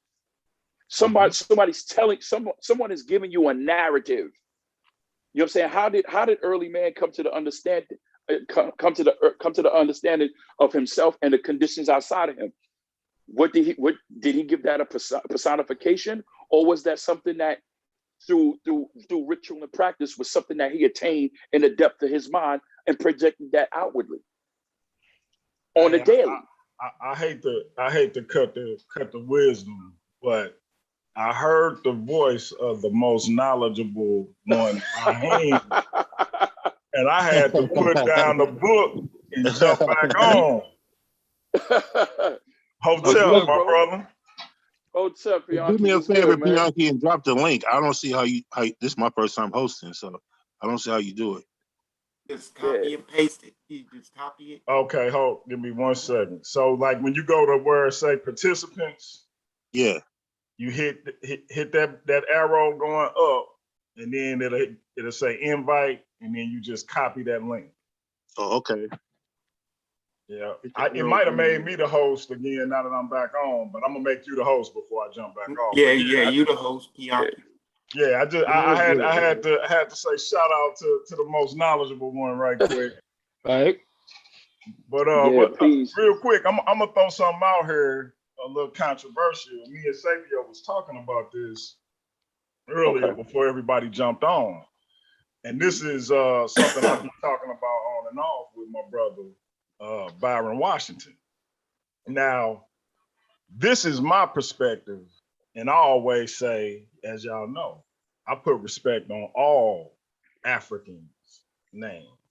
Facts. But particularly in this instance, those early Africans who became Christians. And the reason I'm going into them specifically is because from what I understand, it's a notion that and when I say early Christians, I'm talking about the first Christians, as those Palestinians came out of Israel and came down into Africa and started proselytizing. We had Africans who made a decision, not all, but some who made a decision to convert to Christianity of their own volition. So what do we say about those individuals who made a conscious choice to convert to this religion, not only Christianity, but to Islam and other religions? But right now we're just talking about Christianity. What do we say about them? Should we not respect that they made that choice to convert, as opposed to, as we know, those who would come later on and have it superimposed on them forcefully? But right now, I'm just speaking on the ones who said, "Hey, I think I want to do this instead of this." Well, I think they probably saw some elements in that system, of their own system, and decided to jump on a bandwagon. Then we also have to think about what that religion brought economically.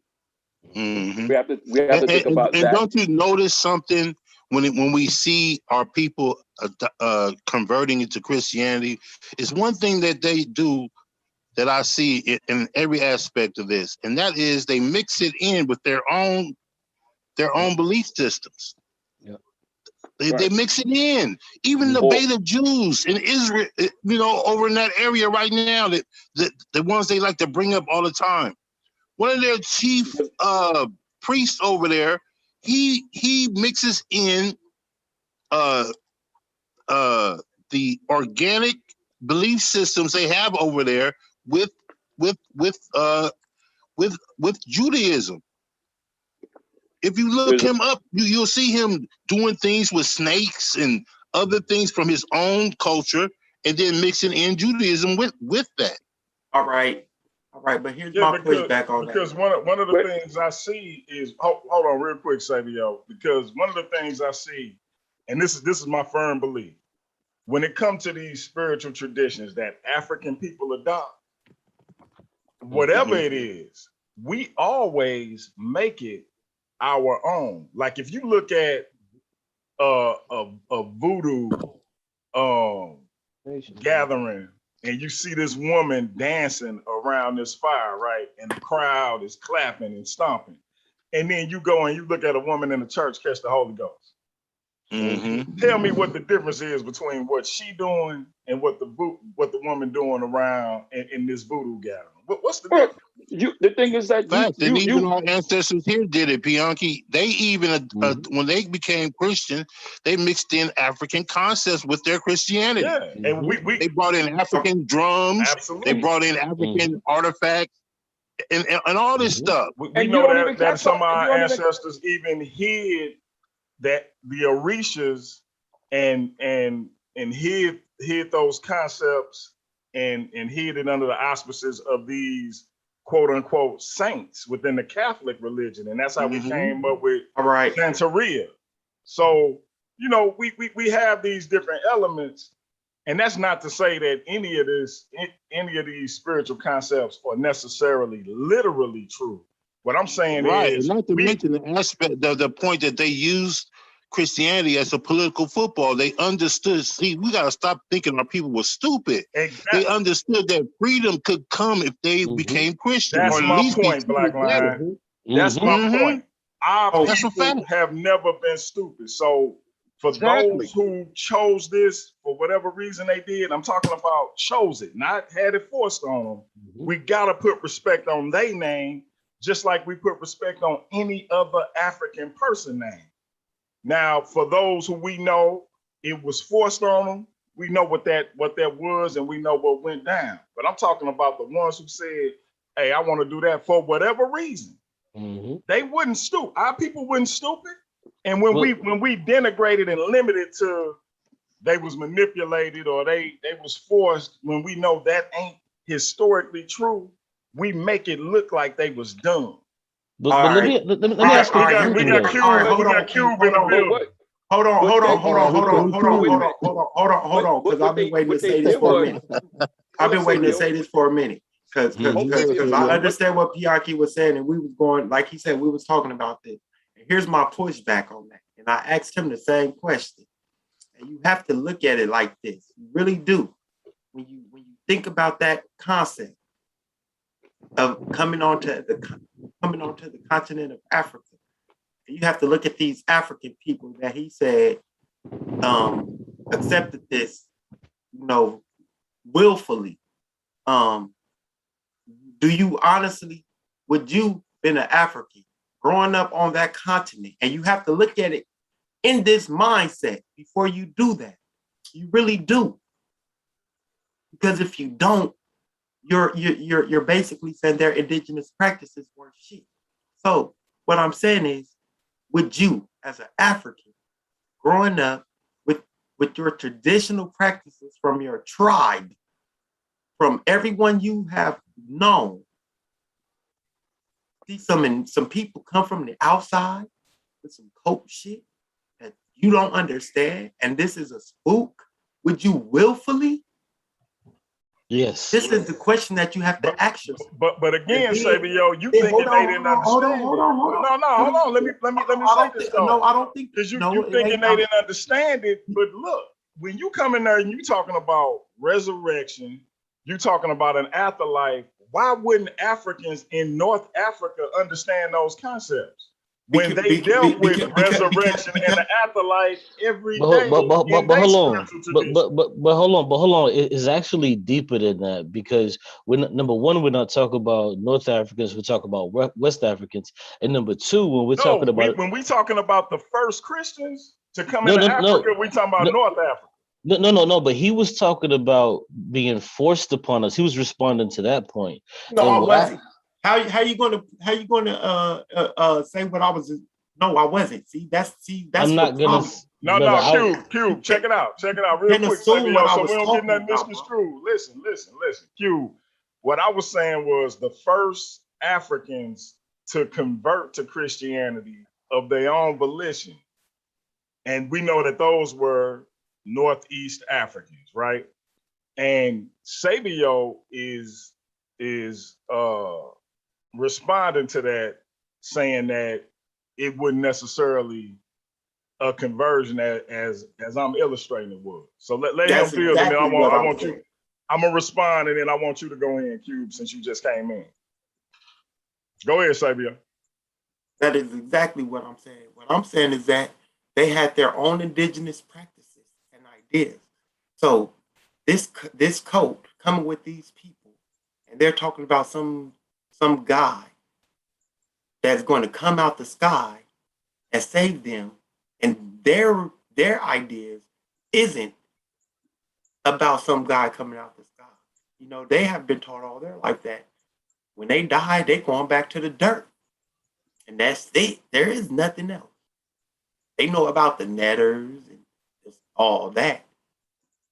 There's nothing else. They were taught about resurrection, the afterlife, the field of reeds, and all of those concepts. So when you come talking about a heaven and a hell and but that's not heaven. But see, that's not. They would understand those concepts, is what I'm saying. But who went? Did all people go to those places? That doesn't matter. That's a non sequitur. Hold on, Cube. No, it isn't. That does matter. Hold on, Cube. What you mean? Did all people, Sabio? Yeah. Did everyone go there? Absolutely. To read? Absolutely. You need scholarship on it? Game over. Now let me ask you a question. If you need scholarship on it, I got it. You got him. He's dead. But he's dead on that. He's dead on that. He ain't got me. The whole Asar myth is about allowing them. Now, if you're saying, was it like that from the gate? No, it was only bingo. Hold on.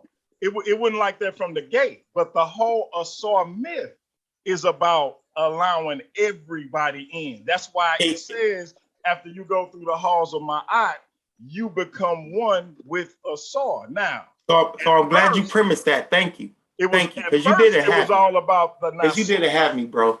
No, it's not about having. You thought he did. But now he didn't. See, Q, you be wanting to jump in and shit, and you think I don't know nothing. You need to slow down, little bro. I got the whole book of the dead. Hold on. The whole book of coming forth by day. What we gotta understand is we talking about and the resurrection of Osiris, sir. Hold on, Sabio, because again, when we talking about Kemet, we talking about a 3,000-year civilization, and we talking about maybe 500 years where it was only the Nasu. Like the Asarian myth was the transcendent myth of Kemet for most of that civilization. So we talking about maybe 500 years where that wasn't the case versus the and other even that's in question, Pianki, because we see people buried with the same type of artifacts and things that the kings, that the Nasut was buried with. Absolutely. in shallow graves. So we still have that's still up in the air. But go ahead. And we see people buried with crosses, Christians buried with crosses today. What the brother is saying, that this shit is not foreign to them, because when they came in with something, it wasn't something totally foreign, because they had something that they could identify with. That's all he's saying, man. He's not saying anything crazy. No, it's not nothing crazy. And what we have to understand is all cultures had these ideas, fam. So why don't you tell Sabio that? Because Sabio is wrong on this point. I'm speaking to the entire family, bro. Hold on for 1 second. What I'm trying to tell you is that all cultures had these different type of ideas. Why? When you feel air coming on you, when you feel the heat from the sun, when you see water falling out of the sky, and you have no idea where that comes from naturally, the first thing you're going to think of is something supernatural. And I'll give you a perfect example right now. Most people believe that the color of the sun is yellow. But do you know that the true color of the sun is white? The only reason why it looks yellow is from the molecules that's in the sky. And it's not even white. It's not even white, but go ahead. It is white, bro. It's white. Hot white.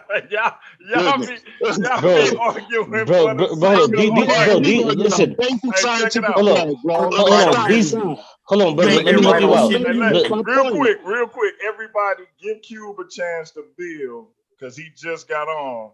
I'm Thank about you. I to make appreciate it. Black Line. I'm about to make Black Line the host. I got to get back in these books. No doubt. Of course, we want to hear from. I wanted to give honor and respect to the most knowledgeable one, Raheem. Brothers, I appreciate y'all being on. Keep building. Cube and Sabio, please. I'm gonna keep it respectful. I'm gonna keep it. Listen, I'm But not even gonna talk. I'm not even gonna talk to this guy. Act accordingly. But I'm not even gonna talk to this guy. I'm just playing. I'm just playing. But let me finish my point. All right, brothers, I appreciate y'all. I'm out. No doubt. One love. My point is, if all of a sudden people were able to see the true color of the sun, some people would think it's some type of supernatural thing going on. Others, like me, who know the true color of the sun, would understand it's a natural effect. And that's the same thing that happened during ancient times. Some people thought of it might be something natural. Others thought it was something supernatural. Can I read something real quick, Black Line Supreme, before y'all continue? No, actually, I'm next. Let me go on. I was next. Let me say something real quick. Actually, I was next. I wanna be afforded. I wanna be afforded that time. Can I be afforded that time to go next? Hold up. I just want to. Can I be afforded the time to go next, and you can respond? Beliefs of all kind is born of the imagination. The invisible in nature, as in man, touches us with the same feelings that is stirred in Akkadians, Chaldeans, Egyptians, and Persians. Even though the spirit's voice spake once in a language of the intellect, which has now become obsolete, its utterances are not therefore obsolete. That's all I wanted to read. Very good. Go ahead, Q. Go ahead. Yeah, thank you so much for that useless dribble. But I do want to say this. Come on, bro, don't do that. Come on. Yeah, we know. Well, hold on. The brother just cut me off when I was clearly. You don't want him to cut you off again, but you just opened the door for him to do so by insulting him. Just go ahead with your deal, fam. Okay, got you. He came up here. He came up here for me. See what happened when you did that, Q? Just go ahead. Now speak your piece. Yeah, speak your piece, fam. Go ahead. All right. So I wanted to get back into something. The original reason why I wanted to speak with you guys, because I think it was the brother Marlon Simmons who said that he was God. Am I correct, brother Marlon? Yes, you are correct, brother. Okay, great. And so before you continue, are you talking about Spook God in the Sky? No. I ain't even get to that point yet. I ain't even get to that point yet. So this brother said that he was God. And the point that I wanted to make is that the brother's using a word. Now, words have no intrinsic meaning whatsoever. I can call you a tree. I can call you a chair. I can call you a door. And we know this. The reason how we know this is because of the way how we use slang today. As Black people, we use slang today. Exactly. So if this brother wants to call himself God, then I, as an atheist, can say, yeah, this brother's a God. Because what he ruled out was the spook God, the God that can fly in the air and control this and do this and do all of this stuff. This brother ruled that out. And see, the problem is with low-level atheists is they can't admit that God exists. Me personally, I can admit that God exists because I understand that God is a word. I'm not defined by the Oxford Dictionary on what this word means, but understand this word only means this to people that accept it. So this brother is clearly telling you, yo, I am God. So you know what you have to do? You have to separate what he's talking about versus the stupid shit you just read in the Oxford Dictionary. And it wasn't the Oxford Dictionary, number one. So now let me rule. Whoa, brother, I'm trying to speak. No, hey, Black Lion, can you keep engaging him, Cube? I'm not talking, bro. I'm not talking to him. Because I'm really not talking to him. I was the one who had a problem with the word. Bro, I'm not talking to him, bro. Just tell him to calm down. You're talking directly. There's nothing he's saying there. Just build, bro. Just build. We Bro, listening to you. We want to hear what your perspective is. So tell him to be quiet then. About Fabio and what he has to say. We're Bro, interested in what you have to say on this Finish topic. up, Chump. Please Finish up, ahead. and I'm gonna tell you what I was doing. Chump, finish. Okay, please go ahead. Please go ahead. Bro. So the point that I'm making is this. When the brother says that he is God, which you cannot do, because I saw both of you, well, it's not saw, but I heard both of you guys do it. The one who shall not be named, this dude said, oh, well, God is this, the God is most powerful. He said, bro, my God is not a spook God. I am God. And then you, Black Lion, you said, well, in ancient Egypt, gods was this and gods was that. He said, man, listen, that ain't God to me either. Now, we understand when we're talking to theists, and this is the problem that you guys never even question on him. Come on, wrap it up. Bro, relax. You guys have been speaking for a while. Wrap it up. This is our show, nigga. Wrap it up. Let him finish, Sabio, please, bro. Let him finish. Go ahead, Q. Bitch ass nigga. Come on, Sab. Let him go, man. Let him go. Come on, bro. So the brother was using a definition of God that he came up with all by himself. And we have to respect that, because if I'm walking down the street and I say, damn, shorty bad as fuck. Come on, man. You reiterating points that we already know. Finish. So we tired of just hearing you talk. Can you finish? So if I'm walking down the street and I say, damn, shorty bad as fuck. Now she could be 6'5", and she could be the nicest girl in the world. Is she a shorty? No. Is she bad? No. Listen, words have no intrinsic meaning. So I say that to say this. This guy can use whatever word that he wants to use as God. And I saw the frustration, because what one particular guy tried to do was try to force him into the Abrahamic God's cube. And this is something that you wrap it up. And wrap it up. This is our show. We are not here to watch Q just talk about what we did. Let me explain to you exactly what I did. All right, now hush. All right. So you said I have to respect his word, and I do. Black Lion, can I finish? Black Lion, can I finish? No, Black Lion, mute him, because he's been going, and I'm done. I'm tired of listening. Hey, Black Lion, can I finish, bro? Like what's going on here? I'm tired of listening to you. Like I said, you even brought up me, bro. You keep bringing us into your build. So can you hush and let me go? Because you're trying to tell me what I did. So I'm going to tell you what I did. So now, let Sabio say what he got. So because I disagree with what you guys said, then that means that I get cut off. Can you hush? You can't tell me what I did. I'm going to tell you what I was doing. Hold on, I can't hear you. He's yelling. So what I'm asking.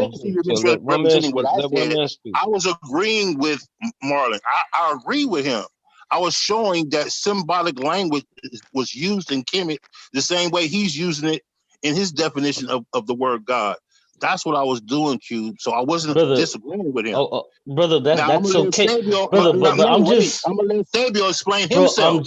But listen, because I understand. You said if you're representing him, you're not representing his position correctly. But listen. When I'm done, go ahead. No, you're done. You're done. You're done, bro. And then I'll let you continue. Go ahead, Sabio. Okay, so when Marlon was referring to himself as God, I totally understand that. Now, what I said, and I totally understood that he said he's not using the spook word. I totally understand that. But I distinctly said it, that the word is what conjures spookism. Distinctly said it for the hearing impaired. All right? So what I'm doing is I'm trying to get that word out of the vernacular. Why? Because it's not a word that is indigenous to our ancestors.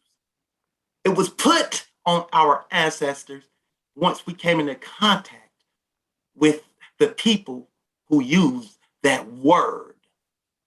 That's just like the word nigga. Well said. That was very well said, and you explained that perfectly. Now finish your thought, Q. Finish your thought. Yeah, thank you so much. I didn't understand what the brother said, and I don't think anybody did it, and I don't think anybody has to, because what the brother attempted to do when he was speaking to the brother Marlon is he You hear this? attempted. You hear this? You hear this? Yo, what is going on here? Yo, what is going on? No. This ain't your show. Can you get him up out of here? This ain't your show. This is not your show. So, And hold on, but why Marlon, you did you trying to kick understand? me Marlon, off? did you understand what I said? No, but listen, but why you trying to Marlon, kick me off? no. I don't need you to respond right now. I don't need you to. Marlon, did you understand what I said? Yeah, I got you. Raheem, did you understand what I said? I got what you're saying. The word means, and I told you when you said that we flipped it. But yeah, I told you I understand that, didn't I? Yes, sir. We good. Okay. So what you're talking about means nothing. You just came up here to try to be contentious with me because you don't like me. I don't like you either. I don't respect you. You need me. That's why you came on here, bro. I said it in the chat and I'm gonna say it again. You need me. You trying to define me as the atheist you want me to be. I'm not an atheist. I'm an anti-theist. So I'm against all God concepts. Even the word God itself, I'm against it. I'm a humanist. I'm a black man. And that is it. And if you don't respect it, you can suck a dick and die. Okay. Hey, but yeah, like I was saying, nobody understood his useless drivel. It was just mainly foolishness wrapped around emotionalism. But we're gonna leave that there.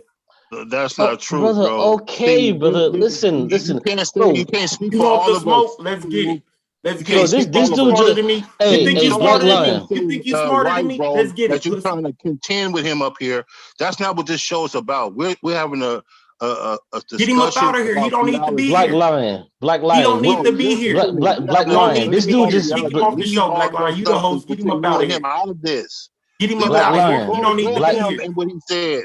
I want to hear your perspective, bro. I want to know your thoughts. Cube, I'm attempting to give you my thoughts. Out of here. Okay, but you have such an issue. Leave him out of it, Cube. Go ahead. Okay, thank you so much. But I do find it weird that you have such an. I do find it weird that you have such an issue with what I said, but this dude just talked about my mother. He told me no, I'm trying to avoid all that, and you keep brother. Look, I hear you, brother. Stop that. Brother, I hear you. Brother, I do hear you. Keep addressing him. You know how it is between you and him. You know how it is. Brother, listen, I got you. Just give me your opinion, your thought, without even mentioning anything he said. Brother, that's what I want from you. Listen, if my opinion encompasses him and he's not competent enough to actually hold his thoughts back, then that's on him. That's not me. But we must understand the things that he's saying and recognize them at the same time. This brother is unhinged. I have yet to talk about his mother. I have yet to. I don't like you. I don't have to talk to you. I don't have to deal with you. This is our show. We invited you on as a guest. Understand that. This is not the Cube, Black Lion Supreme, and Pianki show. Understand that. Recognize that. Hey, go to the next. We allow peace. Exactly. Now let us build. No, I did that because he's not listening to me. He won't understand, and I'm not going to let him disrupt our build or make it look like that. Every time we come up here, it got to be some type of contention, bro. We're not doing that up here. We're up here. We're having an intelligent conversation, and we're gonna keep it on that level. It's been on that level. And anybody that come up here to try to disrupt that or try to interrupt that and make it appear that all we do is come up here and argue and act a fool, it's not working on my watch. Go ahead, Sabio. Finish your thought, and then we're gonna move on. See him killing the boy, man. Look. Go ahead. Go ahead, Marlon. Because I'm good. All it was he wanted me to not understand what you were saying. And because he don't understand what I was saying. You know what? I totally understand the use of the word God. I know people that use the word God around me right now, and I tell them the same thing I tell you. Let me say this real quick. I hated to do that. I don't like doing that. But people got to come up here and act with some type of decorum. I don't care what you guys got going on between each other. That's your all's business. But right now, we up here building, and this is what it's about. If you can't separate the two, then you're going to have to go. Sabio is right. This is our build. This is the Unholy Trinity. We're up here, and this is the show that we're presenting to the people. I'm not going to allow you to come up here and disrupt it. I'm sorry that I had to do that, Cube, but it is what it is, fam. You got to listen to me when I'm the host. If I say let that go and just build, I mean, just give me your opinion and leave him out of it, that's what you have to do, fam. You got to respect the host. Go ahead, family. So now, all that didn't have to go there, but he likes pigeonholing and trying to pinpoint and you know, nitpick little things that I say. So yeah, I did say that about the word God, and I stand on it. And yeah, words may not have intrinsic meaning, but they do have meaning. And the meaning we apply to that word when we say it has some mystical connotation in this world, in this dispensation, in this time. And if people don't understand that, then that's your lack of understanding to the word God and how it's used. That's why I say we don't need to use the word God. There's other words we can use to refer to each other that is just as endearing and just as powerful. But we choose words that our ancestors, that our enemies gave us, such as nigga, God. Yeah, I know we use their language. Totally understand that. I speak English.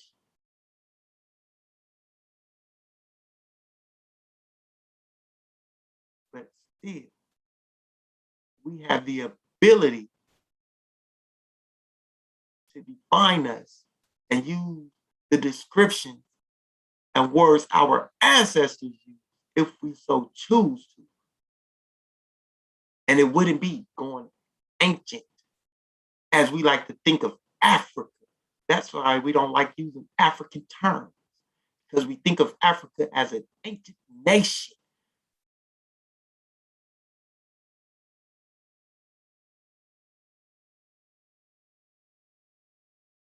But if we really want to change our paradigm and the way we look at things, it starts with our mind. It starts with our mind. And if shaking off the idea of conjuring some deity through a book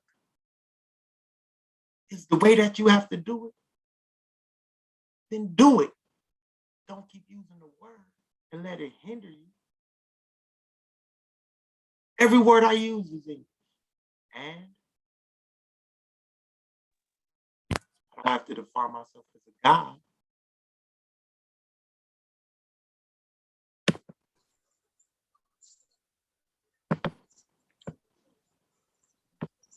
Well said. What do you have to say about that, Marlon? Did you understand what I meant when I brought up the did you take it that I didn't understand where you were coming from when of your definition of God? Yeah, I did. And I see that Savio still, I understand how he sees the word God, and I understand what he did his studies on the word God and, you know, what it means and all that. That's why, first of all, we spell it with a small g. Second of all, it's just like, okay, the word nigga being taken or adopted by us, but instead of a degrading name like nigga, you see what I'm saying? We choose God because God means that you do everything like I said. You take care of your family, you take care of yourself, you choose your own destiny, you bring more life to the earth with your woman, which we call the earth for Wiz.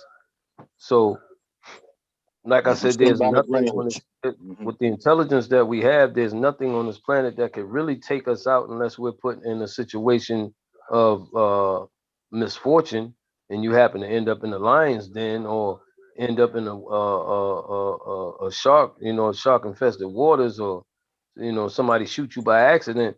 Those things are just things that happen, you know, Let throughout me life, and they prone to happen. But other than that, there's nothing on this earth that can take you out because your intelligence. We can make guns to shoot yo yo animals, yo yo yo yo yo yo. food Let animals. me let me So let me let there's me nothing let me that let me tops us ask you on this something. planet. Let me ask you something because there's one thing that you said, and I think it's kind of odd. Do you not recognize that the universe is trying to kill us from the moment we are pushed out the womb? Oh, I understand that. I understand So that so all so day. so so so so so so what Let do me you tell you mean something. nothing Hold on. Let me killing? get deeper for you, Sabio. Because hold up. Deeper for Do you you. know it's not that many babies that survive Before birth? hold on. Hold on. Do you know Before you hold even on? Do put you know it's together not in your that mother's it's not that womb, many babies that survive birth? man, let me tell you, millions of babies die every time a man ejaculates cum, bro. Okay, if he doesn't put it inside that woman and he pulls it out or he throws it in a condom, Only you know one how many sperm cell lives you makes it threw to the away? egg. You know how many lives you threw away, bro? Only one sperm makes it to the egg. Exactly, my brother. Did you hear what I just said? So all those other sperms Oh, was did gonna you hear die what I just anyway. said, Sabio? I All those said if other a sperms was man, gonna die listen to me, anyway. Only one listen to sperm me, ovulates listen the and egg, understand, brother. Yeah, that's fertilizes If the exactly what he egg, said, bro. Savior. That's exactly what he I heard said. what he said. I know okay, what he said. I know what he said. I know exactly what he said. So I'm agreeing a with him. sperm cell is a one cell living organism. So that thing can think, it can move, it can do whatever it has to do because it's living. All right, when those sperm cells go inside a woman, that one sperm cell that penetrates the egg, he found his way out. Now he's about to become a living organism. He's about to be born into the world. All right, you're living in your father's nutsack, but once you go into your mother's womb and hit that egg, you start your development phase and you come out as a human. All those sperms are living, one cell living organism. So you actually living before you come out into the world as a human. Hmm. And there's no doubt about it. I mean, at the hierarchy, we are on the top as long as we in a in a safe environment. You're absolutely right. I understand what Exactly. you're saying. Right. As Was a Rasta species, man. as a Right. people, or as a species, I should say, yeah, I get what you're We're the saying most as a intelligent. whole. Yeah, but like I think Sabio is saying that, you know, as the individuals, we are very susceptible to all kinds of diseases, all Oh, kinds no of doubt. attack, all kind from animals, all kinds of things like that. But as a whole, I get what you're saying. I No doubt. understand. No, all forms of death. Like I said, any misfortune, anything can happen. But as far as a human on this planet, we top of the food chain, and No, that's why we're we not. choose. We're Oh, saying okay. that. Well, hold on. What's on top of us here? With the intelligence and stuff that We what? can get ate by an animal, bruh. What did I just say, bruh? That's misfortune. Bruh, people are That's getting mishap. That's if bruh, you that's get not caught. me, If you get bruh. caught with your pants down, you're done. If you're in a bear's environment and he gets you, Okay. So check listen. this out. If you're in So the check this out. if So you're in check the this out. African wild jungle and the lion attacks you, you're in the wrong place at the wrong time, bruh. Other than put that, you yourself. can survive anything on this earth, bruh. We are top of the food chain on this planet. There's nothing. Collectively, There's we're at the nothing top on of the top of a food. Yeah, human. collectively, we're on the top of the food chain. I get what you're saying. I get what you're I That's saying. all I'm understand saying. because we're the most numerous and we have the ability to what? Create. Hmm. We have the We kill ability to far more think. I animals than agree. animals We I kill have us. we agree have with the that. most I ability. agree with that. Okay, the But you most of have to any take into of you any have other to take living thing into on this planet. The human has the most ability. So no, there's nothing on this planet that can take I you don't out but disagree with another I'm not human, disagreeing with unless you you're on put in a bad situation, bro. I'm not Yeah, we disagreeing get with yeah, you on that. exactly. Collectively, we on top. We get it. I get it. That's I'm it. not disagreeing with you on That's that it. because of the ability to what? Create and think. But when you Exactly. make that Intelligence. statement, you have to really take into the universe and the forces of the world. Nature is fighting against us, yo. Okay. Like people get struck by lightning and die. People die in hurricanes and windstorms. And look, there was just a hurricane recently. Thousands of people died. Okay. But what So does that so still have so to do so with us so being the so top of so the so food so chain, in which we can so survive anything this as is what long I'm as we're saying. prepared? So no, this is what I'm saying. That whole concept of us being God dies right there. Yes, it does. Because hold on, and I'm telling you, and I'm not looking at it from the lowercase. I'm looking at Let me ask you this. Period. Who says, hold on, who says that period? God Hold on. I'm gonna let you go. So when I say it dies there, I'm saying it dies there because you see our inability to stop nature from playing a part on affecting our life. You feel me? Anything can do that. Because we stop nature in a lot of things. Hurricanes, floods, you know. We can build on top of what, you know what I'm saying, any harm we see coming, anything that we've experienced. How did that go over your head? Surpass it.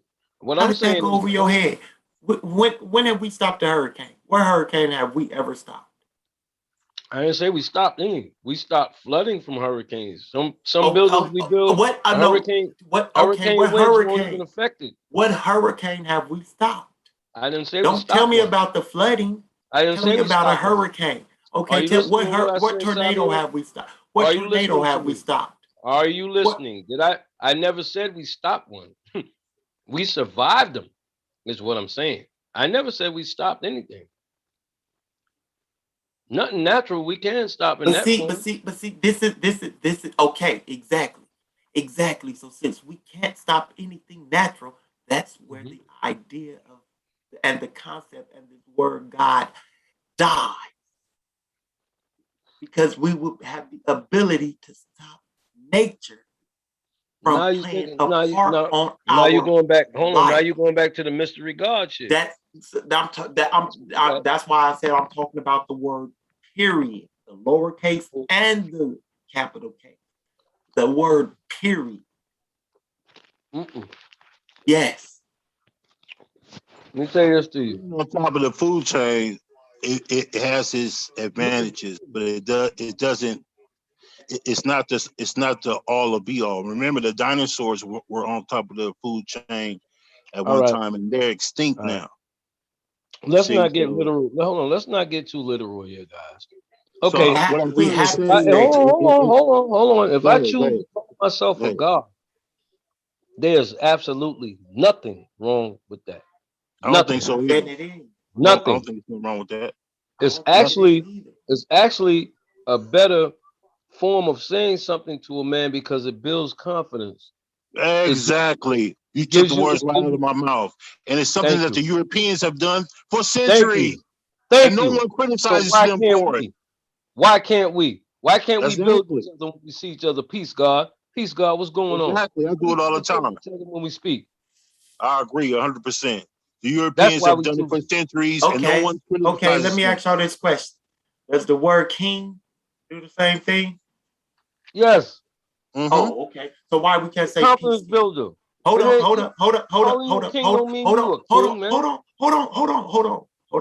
So why we can't replace the word God? We can.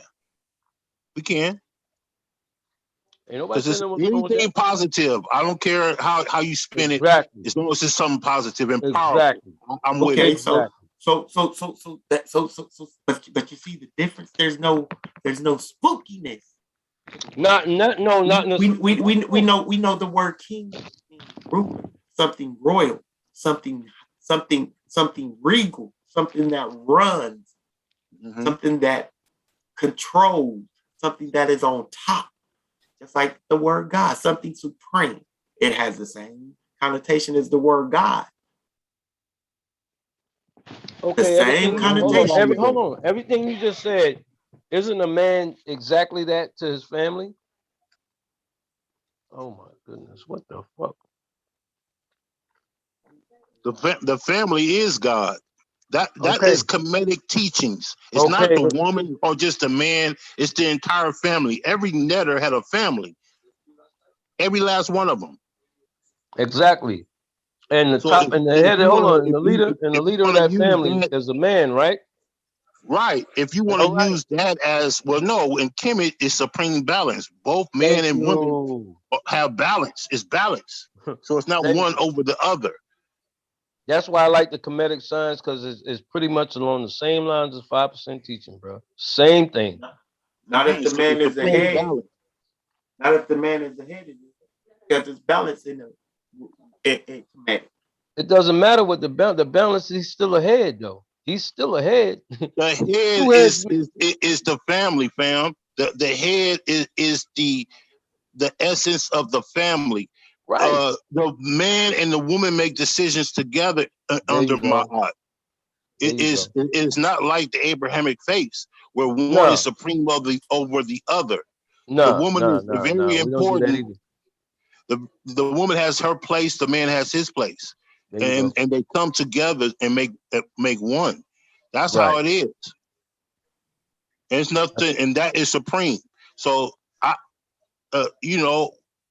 understand where you come from when you say So that. look, I listen get to it. what I said. I said, I am the God and she is my earth. Right. That's what I mean. So To me, that's perfect balance. To me, that's what it means to me. And that's the balance. Yes, you can't have the earth without the God. You can't have the God without the earth. You can't have the sun without the earth. You can't have the earth without the sun. Exactly. They need each other. So I agree with you 100%. I know where you come from. I know where you get.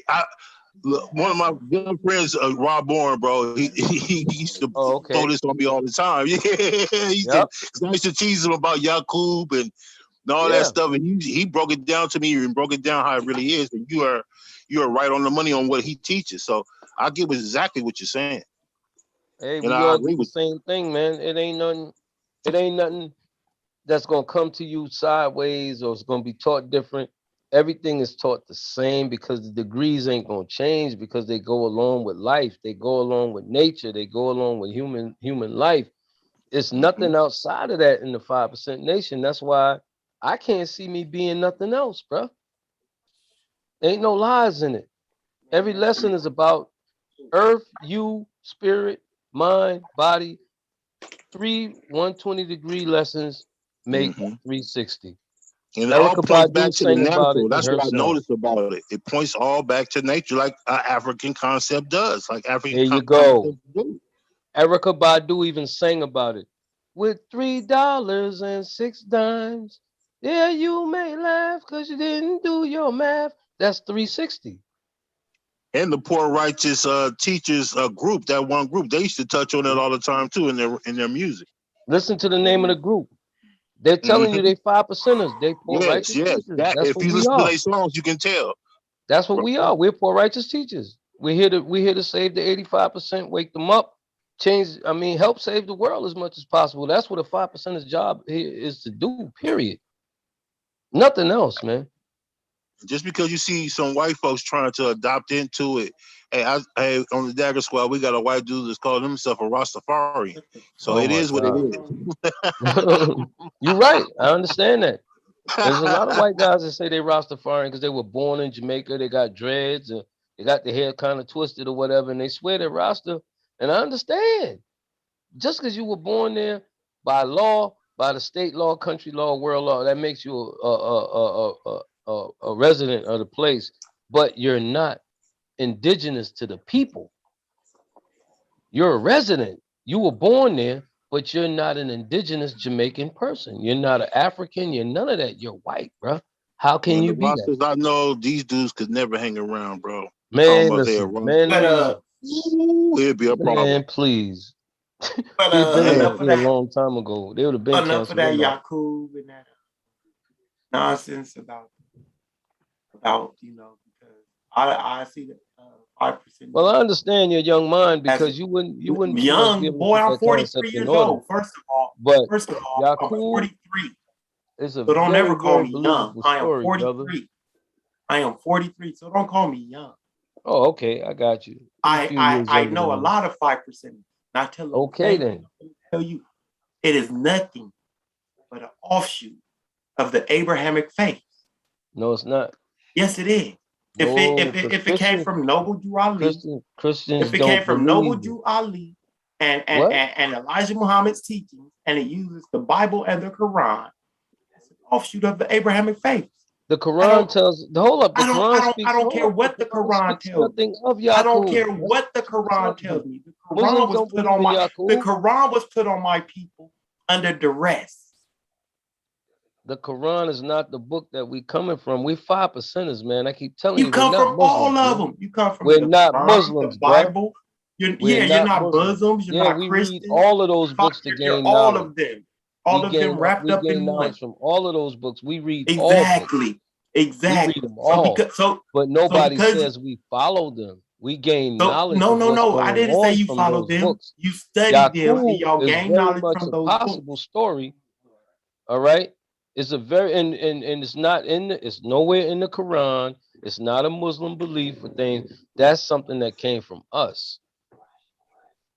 All right. And if I show you the story and you listen to it, I guarantee you'll probably start thinking, damn, he probably did do that for real. Because if you look at white people and you look at us, there's a possibility that they possibly were grafted from us.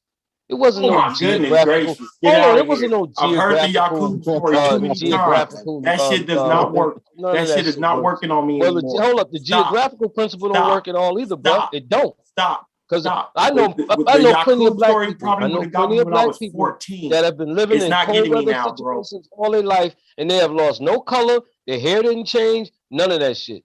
So geographic location is bullshit. Okay.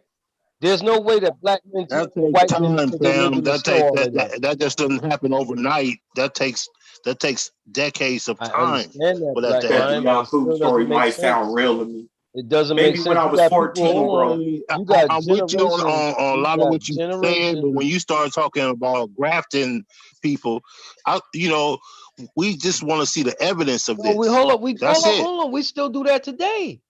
We do that right now today. Whenever a white man marries a black woman, he's grafting. Yes. Because listen. Oh, you mean in that sense? Okay. If you mean like that, then I get it. That's why I posted the Francis Cresswell's video in the chat today. So she would also tell you the same thing. She would tell you exactly what I'm telling you right now. They grafted us down to bring white out of us. They can't stand that color because they know that color means power. That color now you say they did it. How did they do it? Because today we're grafting you back into black. Because the more white people that have sex with black people, they are becoming genetically out. Okay, and they're losing the genetic war. Go back and look at that video, my man, and that'll tell you everything I'm telling you, and it'll explain the whole. My brother, if you're saying that they did it, are lost. If you're saying that they did it, you're basically saying that they were here before. So how did we create them if they were already here? That's what the Yakub story tells you. That's exactly what the story tells you. How he genetically bring these people the opposite side of a black man, the whole other side of you. He brought it out of you by stripping away genes and adding and taking away genes that made the color black by grafting. And if you hold up, that's possible because we're still doing the same. That's the problem I have right there, bro. That someone actually did that.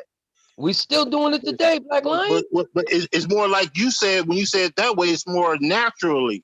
It's not someone doing some type of experiment. No.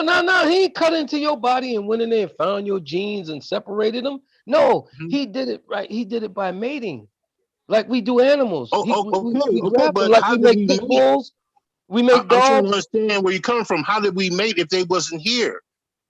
What do you mean? You said that Yakub created the Europeans. Yes, he put the lesser self of the black people into these Europeans. Check this out. So that means that he created. Wait, I'm almost done. Hold on. That means that he created them. So then you saying that okay, now we're doing it naturally by having sex with them. And I'm saying what I'm saying is, if you're saying that someone created the European and then we started mixing with them, I have a problem with. How did that happen? How did someone create? Okay, listen. You got 12 different shades of black. Right. From the lightest being citrinoid to the darkest being ebenoid. Listen now. He created them out of us. He took the citrinoid and he mated it with the rubinoid. And then he would take the mate off of them and made it back with citrinoid. Then he kept mating the two. Okay. Any person that was darker than a rubinoid color was murked out, bro. So let me ask you a question. He grafted that shade all the way down. The lighter it got, he kept mixing those two on each other. Then he Okay, mixed it. He mixed So them all the way up to hold past an albino state, which Wait, caused him to be Caucasian. wait a minute. Wait 1 minute, Sabio. Wait 1 second. Now, who is he? Yakub.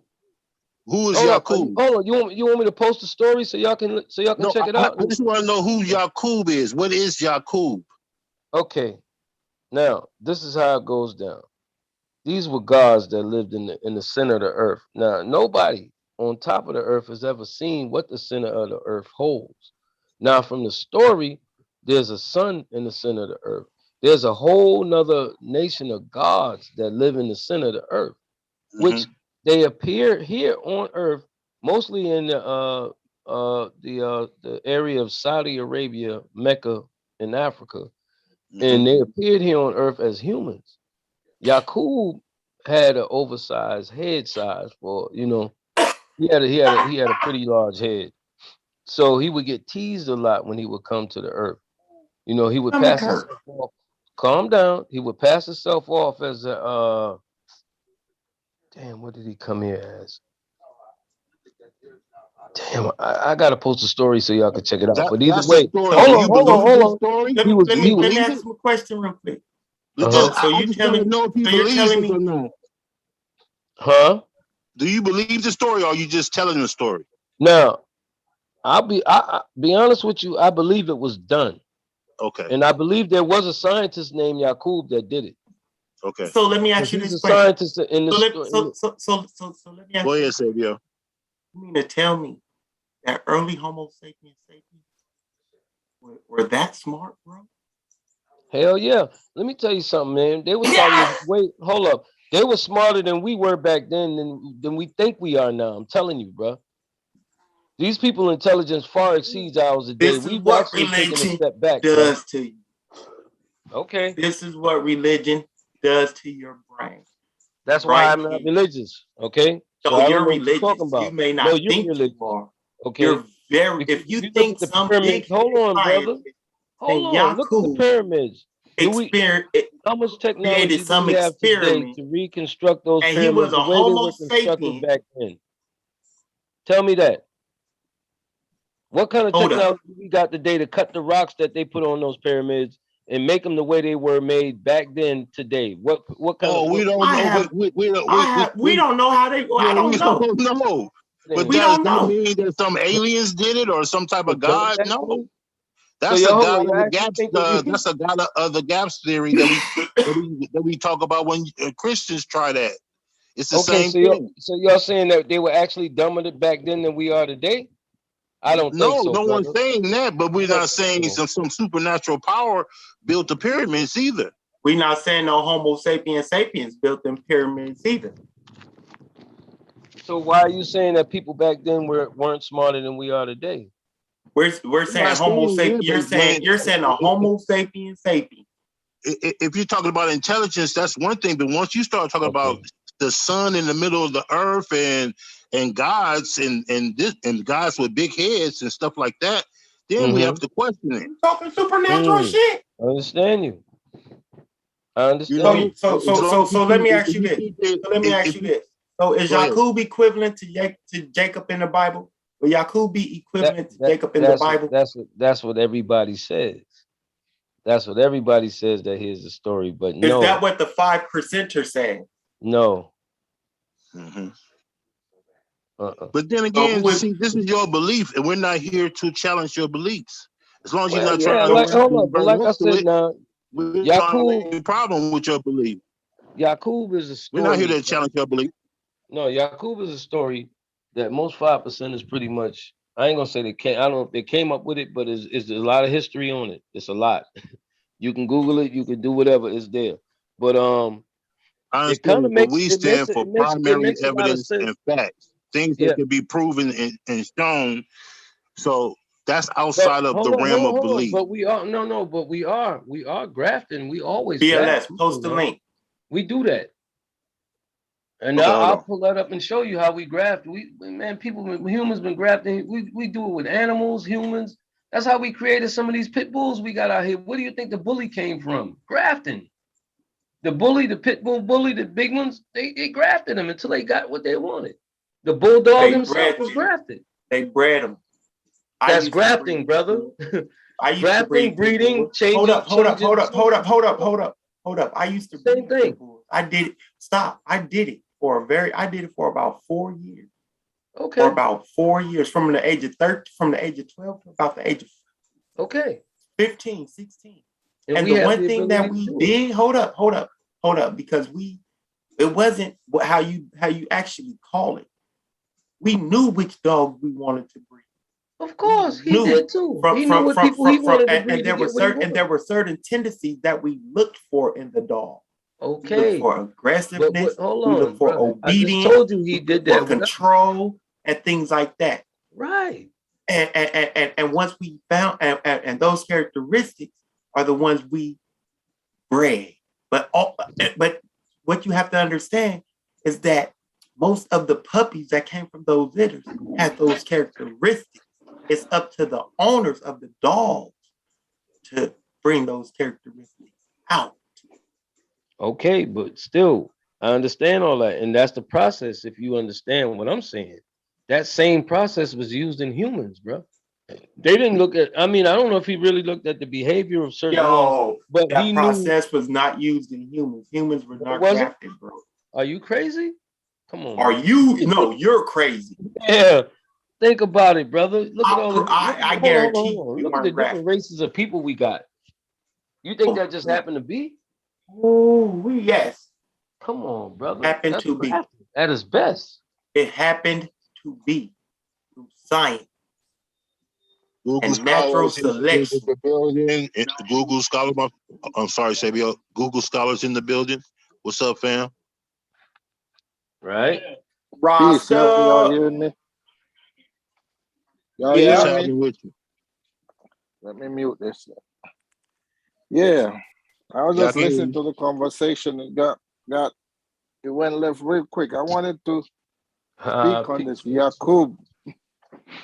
Yeah, peace, man. How everybody doing? Please address that. No, I wanted to ask you a few questions. Oh, no problem. Ask away. All right. You said that you believe this story, right? I'll tell you what I do believe about the story. And like I just told these two gentlemen, I do believe the grafting of people in this story, okay? Because we still do that today. We still look at, we mix, the European is mixed with every other race of people on this planet because he wants to graft them into either himself or make their skin lighter or something. All right. So that's the only part of the story you accept? That's pretty much what the story meant. That's what it was trying to tell people, but it used assimilation to make it, you know what I'm saying, understandable. But from what I understand, what's going on today is exactly what the story was saying. You know, yeah, I get that part that you're saying. The white race is trying to mix every other race out. That's what it's saying. I get that the story can have a meaning. What I'm asking you is, do you think that this was a literal story, that this was something that happened, or this was just a story to convey a message? That's what I'm trying to get. Well, okay. Honestly, I don't know what the hell is in the center of the earth. Now, as far as gods, you know what I'm saying, outside of what I feel I am as a god, that still kind of messes with my mind about the story. But the one thing that is true about it, somebody started the grafting process, because look at the Arab. The Arab is a direct graft of black and white people. Most Chinese, the ones we see today, because Chinese people was black, bro. From what I seen, when you look at the Ainu Indians, the Chinese, they were black, bro. African type people, but they look like Chinese. I get the point you're saying.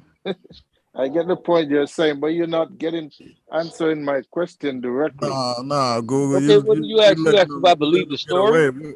How do you figure that Chinese was black? No, they were. I can prove it. What do you mean by black? First of all, their skin color was black. darker than it is Dark right now. skin. Okay. Yes, Yeah. a lot Yeah. darker, and they still had the Chinese looking eyes and all that. Matter of fact, if you Yeah, get a but you chance, know that those people are look not up the related, Ainu. recently related to us. Look up the Ainu. The Chinese Ainu Indians. Look them up. Yeah, a lot of people got dark skin. It's dark skin Hindu. Damn right. Dark skin is dark, but they ain't us. They look like the dark skin don't make you our people. They ain't us. And what you're talking about is the out of Africa theory. This is why you see even the Chinese will tell you that they came out of Africa. So that pertains to the out of Africa theory, not some story from Yakub or some. No. I'm off the Yakub thing. Or some scientists grafting people. Huh? Grafting had nothing to do with the out of Africa theory. That's not a part of it. No. That's not what I'm saying. I know that's not what you're saying. You're saying that someone actually did it, like some scientist did this, and I'm saying, where's the evidence of this? That's all I'm asking. Where's the evidence? Listen, I was answering this question. He asked me when it came to answer your question about what's inside the center of the earth. He asked me when it came to the story that I believe inside the center of the earth. I gotta cut the wisdom again because y'all done got two all-stars on the panel, and I just had to come and say salute to Sutek and Google Scholar. Sutek, that's right. That's who's here. Peace, sorry to cut the wisdom, but Savio, hit me up, man. Me and you got to rap about something, and it's something I need you to do for me. But for sure. We'll talk after the show. But yeah, y'all carry on. I just saw the brothers on here. I was like, oh snap! Not only do I got the most knowledgeable one, oh man, y'all doing it tonight. It's ironic that I ain't on here, but you know, man, we building a mansion, man. We building a mansion around this thing right here, right now. We trying to do. We try to to the bottom of this. Going up like a mug, bro. Hey, see, and see, Marlon, when you actually get a chance to talk to people who actually respect where you're coming from, you get to express yourself. You see the difference. Exactly. I mean, I've been noticed it. I was just waiting on you or somebody to kick a real group off. What I told you when you opened this group right here. What did I tell you? Yeah, this group here gonna have that. This is a building group right here, bro. You know what I'm saying? Because we ain't on that. We ain't stuck in that Bible with it. We all out here, man. We out here in nature with it. We all over the place with it. The Bible, it has your mind so narrowized to the scriptures. You don't get nothing out of the scriptures. There's no nature in the scriptures. There's nothing about you in the scriptures. It doesn't describe, like I said, it doesn't give you an outlook of yourself so you can realize, okay, I'm more than what I'm somebody. You feel me? The Bible don't give you a fear of you, it gives you a fear of God. If we can get my little bro Savio to calm down, we'd be all right. Well, he'd be all right. He'd be all right. He'd be all right. I just discussion. Well, remember what I say at the beginning of every show, Savio. We can disagree without being disrespectfully disagreeable. Yeah, but you know, Q. I had to take you up on that too. You know, Q. Come up here. He always comes up here with an angle towards me. No, I understand that, but let me ask you this, because this real shit, this man shit. Right. The only thing I'm not tripping off y'all getting along or being friends or nothing like that. But I didn't hear it. But if you did say something about that man's mother, straight up, you need to apologize. That man's mother deceased. Oh yeah, my bad. I'll apologize to him for that. That's real shit. So other than that, you know, y'all do what y'all do. But on some man shit, I don't think I really said. I think I just said your mother because he called me out my name. That's what I said. Got you. I understand, but you know how that goes. Just as men, we gotta leave that shit at the back door. We ain't no little kids. Yeah, because honestly, I ain't gonna lie. I mean, no disrespect, but I thought y'all were like in y'all 20s or younger, man, when I heard the argument. But I mean, he do that every time. He has a problem with it. He's been trying to define. Yeah, they oil and vinegar, but I thought, you know, if we got them in, you know, they'll be able to. That's why I said before I left, y'all play nice, but they can't do it. So Nah, see, Yeah, he's been trying to define. He's been trying to define me as under what he want me to be. I call myself an anti-theist, and he tells me I'm not an anti-theist, and that's his problem. He wants me. When someone tries to come on and purposely antagonize the panel, then that has to be addressed. right. Yeah. Now, maybe Sabio said some things that he might want to apologize for. I get that. But this dude is coming up here antagonizing. He knows he don't get along with Sabio. He knows this. So why even engage him? Why even engage him like that? Why don't I asked him like several times, just give me your opinion. Give me your position on the topic. I mean, he refused to do that. He kept on trying to bring Sabio into his build. Yeah. So you're doing it on purpose, bro. Now that shouldn't have been said about you, but you bringing a lot of this on yourself. You have to grow up and learn how to just follow protocol sometimes. Yeah, and I, you know, and they animosity, I understand. It was just the mother thing. That was the only thing I want to say to you to address. Real talk, I'm with you 'cause I 100%. know at the end of the day, I apologize. I didn't know your mother was deceased, bro. So at the end of the day, say what we say, but Sabio, man, and I know if he know he gonna own that. So, but yeah, man, y'all carry on. I apologize for cutting the wisdom again. I just had to come and salute the two brothers.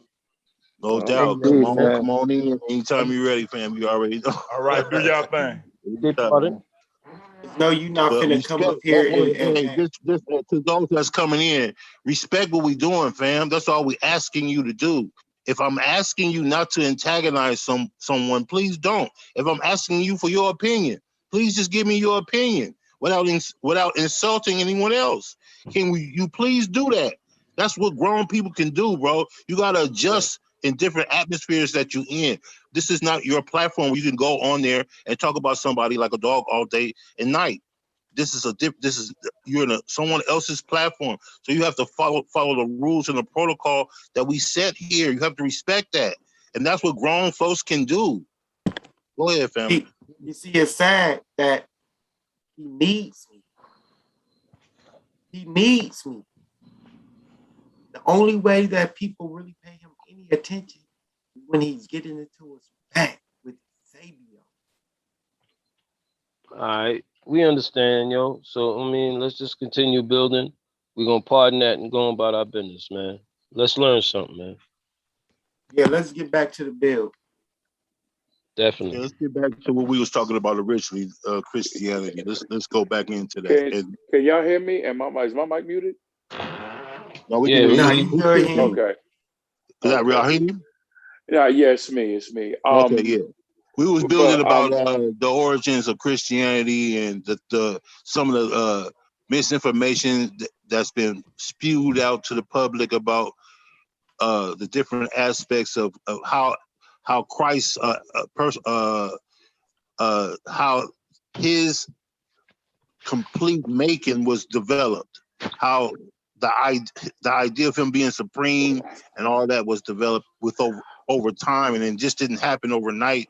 It took decades to get to the Christ that we know today. So we were speaking about that. Let's build on that. Right, and I think that there's a word called reify, and to reify means to make the abstract concrete. And in the minds of our ancestors, when they heard that Christ story, reified it, and they made if we look at, like, in my studies, the word esoteric comes to mind, and so therefore, if I understand Christ to be an attainment, like the state of nirvana, rather than being, whether he, because I told plenty of people it doesn't matter to me. It just, the message somewhat is clear if you're reading the literature and you're reading the thoughts from other humans projecting this information. You have now, mind you, you're telling people about a man put up on a cross after they whooped his ass, and after 3 days, and said that he died. Now I had a conversation with my brother Courtney about that with Luke 24:43. He said, "Look upon me, for a spirit has not flesh and bone. You see me, I have you any meat to eat?" And I said, "Well, if you had the power to live and die, then what you need with an appetite? If you have the ability to live and die, as far as that story is concerned, for me, you know what I'm saying, it's symbolic. Now, if you know what I'm saying, when we talk about it, I think he slipped into a 3-day coma. He got healed if the story's physical. And at the end of the day, like if we're gonna take the to being and listen to these stories, especially at a time when at one particular time they read them allegorically. So now here we are now 2021 post Reformation. Due to the grammatical historical method, we're reading it. We're taking it literally. Our ancestors that were enslaved by this stuff, they ain't know how to read this shit. And I think that I come from with it, and I think that's partly where Sapio come from with it. Hello? Yeah, you good, fam? I hear you. Go ahead. Yeah, we're hearing you. Just go ahead. I'm trying to get a handle on what you're saying. What's annoying? You have Me to too. stop. No, like seriously, like what's going on? You in and out. Stop. There we go. Hello? Yeah. Go ahead. There we go. Hello? You in there? Okay. Did anyone hear what I said? Yeah, we're hearing you. We're just trying to follow along with what you're saying. Okay. What I was just basically saying was that you know, I personally don't look at that. You have people who understand otherwise. I wouldn't say believe, because, you know, if you can't understand what you believe in, and then if you're taking it for what it is, face value at this particular point in time, and you're not trying to understand it beyond that, you know what I'm saying? I think there's actually that literature is actually talking about the aspect of the divine aspect, or the divine spark that's within us as human beings. That's also known in the Reese's. But our ancestors, you know what I'm saying, my ancestors didn't. If they did, then they were talking about an aspect of us that's actually beyond our flesh, that basically gives this body life. And if they understood that life principle to be, then, you know, they understood it to be one with them, and not something that they believed in and waited to do something for them in their condition.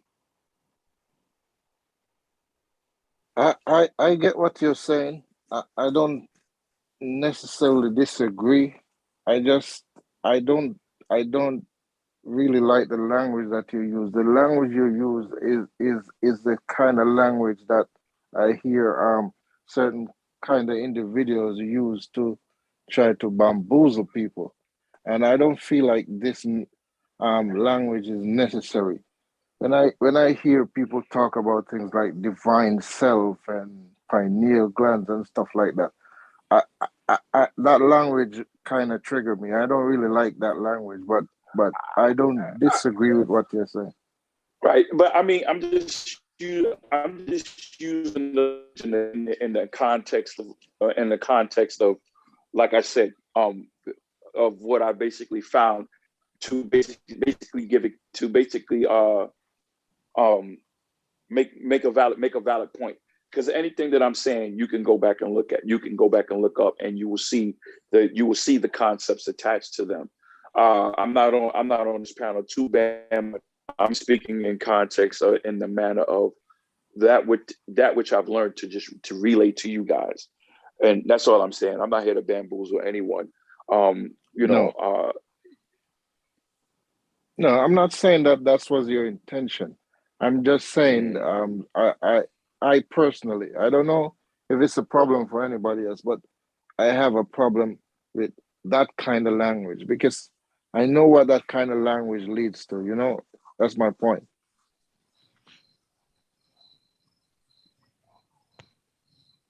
I get where you're making the connotation. You're muted. Yeah, so Whatever. do I.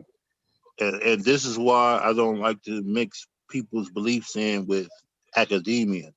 Yeah. I like to keep that separate, so that people don't feel like we're attacking their belief. You're entitled to your belief, and that's your personal belief, and you keep it within yourself and your connection. So I have no problem with your belief system or anyone else's. But we're having an academic conversation about certain historical events that took place. That's what we stand for here. We stand on what the scholars have to say about history, what the scholars have to say about religion, what the scholars have to say about spirituality. That's what we stand on. Go ahead. Yeah, I wouldn't even say it's their belief. I mean, at the end of the day, when you've been inculcated into something and you haven't even, our ancestors weren't stupid.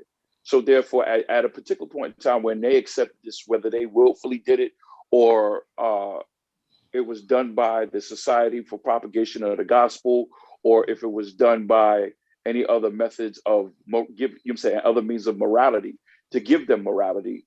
You know what I'm saying? There were also times where the slave master didn't even want you if you weren't Christianized. And so at this particular point in time, when we talk about people's beliefs, we speak in English. And so therefore our beliefs are fortified basically by the language that we use. We can't call a car anything else other than a car in the language that we're using. Right. And so therefore those who have been Christianized are going to accept as true what they've been inculcated to accept as true without research.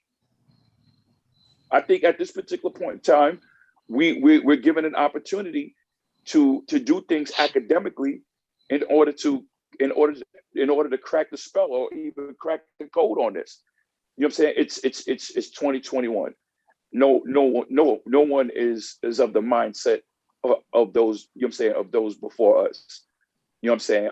As it's being put down on paper, so that we can have an understanding about things, let's say for instance, having compassion, loving thy neighbor, such principles.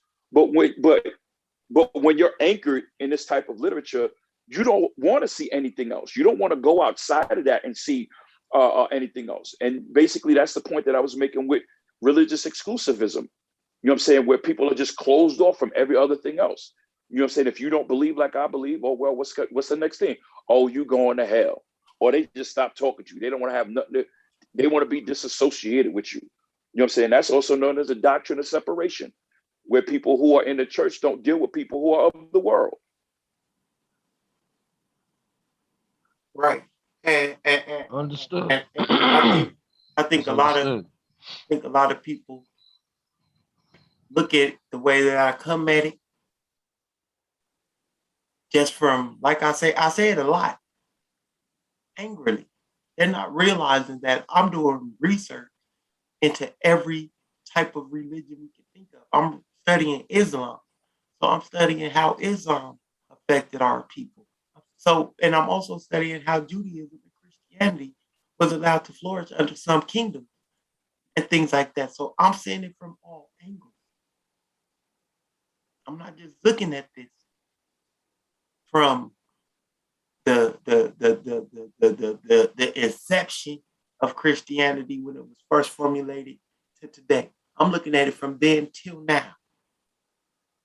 So, like Raheem said, that is the reason why I say the things that I say, because we want to not really take into account everything. We just want to hold on to what we haven't been taught. And we don't want to look past that. And until we do, we won't be genuine with ourselves. And if I have to be a little harsh with it, then hey, that's how I have to be. I try to be nice and calm and respectful. But that don't seem to work for me. People tend to try to talk over me and push me around, things like that. So I have to be a little bit more aggressive. So that's what I do. I mean, if it comes off abrasive, then hey, oh well. Truth is hard. It's a hard pill to swallow. It's a fat pill to swallow. But I accept it every day that I read something. And I see how our ancestors were Christianized and Islam and then excoriated, abused, and then told Jesus is going to save you when you get to heaven. And that's when you're going to get your reward in heaven. And that's what we claim today. So excuse me if I don't want our people looking for a God outside of ourselves. But we don't need to. We don't need kings and queens outside of the Black community. Because we got those kings and queens. And we're raising kings and queens to have children. All right, with that, I'm going to mute. That's exactly how we feel as 5%, Savio. There's no need to look for God outside yourself. Like I said before, if you're here, ain't nobody here but you. You're responsible for your eating, your kids eating, your family having a comfortable place to stay. Whatever you need to make it through, you're responsible for having that. If you're accomplishing that, you're already gods. We are all gods, bro. You know what I'm saying? I mean, it's not the spook God. Like that's why 5% I always tell you, bro. We're not talking about a mystery God, man. I'm not. Hold on, partner. None of that. I let you speak. Listen to me. We use that word. We use that word to represent. The word has we to use die. that word to represent ourselves. I don't care what it means. Listen to okay. That's just like us adopting the word nigga. We use it as a term of endearment for each other when we see each other in the streets now. So we showed the white man, hold on, we showed the white man we don't care what you call us. We'll call each other that just to make it seem like we cool with it, bro. And they cool with it, because that's my nigga. When I see a God and I see his righteousness and I can build and we on the same path, that's God. We God. We A alike. We here for a reason. We ain't just here to mess up nothing. We here to make better. We here to open eyes. We're here to make people wake up. Stop walking around here sleepwalking and become conscious of who you are and conscious of your nature, so you know what you're supposed to do here as a God. And these Europeans have changed African definitions all the time. They've done it. They changed our words around. They've changed the words of our land. Thank you. That's exactly what I'm saying. Yeah, that's not the name of the lands of our forefathers. These Europeans brought these names in. So how come we can't do the same thing? How come we can't put new definitions on their words? I say we can. Brother. Thank you. That's exactly what I'm doing. I'm taking the word that you had. No, you're not. Whatever. Oh, yes, I am. That's exactly what I'm doing. Okay? That's it. You say God is God, we God. We can use the word king. If God is God, we can use the word king too. Queen. We can use king to represent too. We chose the same God. idea that the word God, and it doesn't have the same connotation as the word God will have. Okay, simple. It's still hold up, simple. hold up, bro. Hold on, let me say this. Let me say this. Until Do Christians not consider God king? Tell me I'm lying. So you can use the word king or God and still mean the same damn thing, pretty much, Savio. So you understand what I'm saying? So you understand that part. So you understand that part. I do understand. Listen, so there's nothing wrong with me. So calm down. Or any other God calling each other God. That's all I'm saying. Ain't nothing calm down and back up, because I already said that. So okay. So listen to what I'm saying, because the word king does not mean nothing outside of this world. It does not mean nothing supernatural, nothing that's controlling nature, nothing that made the moon, nothing that grafted man, nothing. Neither does. Stop. No, it doesn't. No, it doesn't. No, it doesn't. Ruler. King means ruler. A person who rules. That's all it means. It doesn't mean somebody. Stop. King does not mean anybody grafted a bunch of other people and made a new race. No, king does not mean that. King and queen does not have any spiritual, mystical connotation as the word God. As the word God does, no matter how it is used. If you use it with the lowercase or with the uppercase, because they had lesser deities that were also known as gods. We can go to Psalms where God put the other gods and he demoted them, where Yahweh demoted the other gods. So let's not do this with me. Hold on. No, go back to what you just said. Go back to what you just said.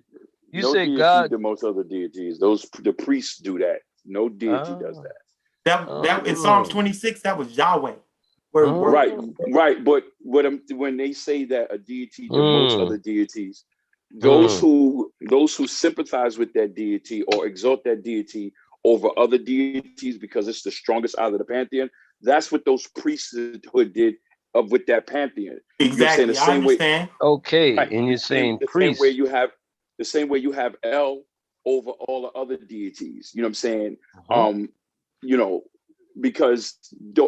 Because of those practices at that particular point in time, those types of divinations. If they classified El as the sun, then basically, in their cosmology or their cosmolatry, in their exaltation of the planetary bodies or the spheres, you know what I'm saying, in nature, according to their perception. But the exaltation of a deity over other deities that's like putting the Hulk over Superman. Those are Hulk fans over Superman fans.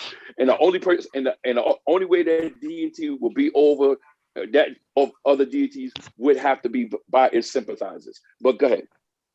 Okay, but check this out.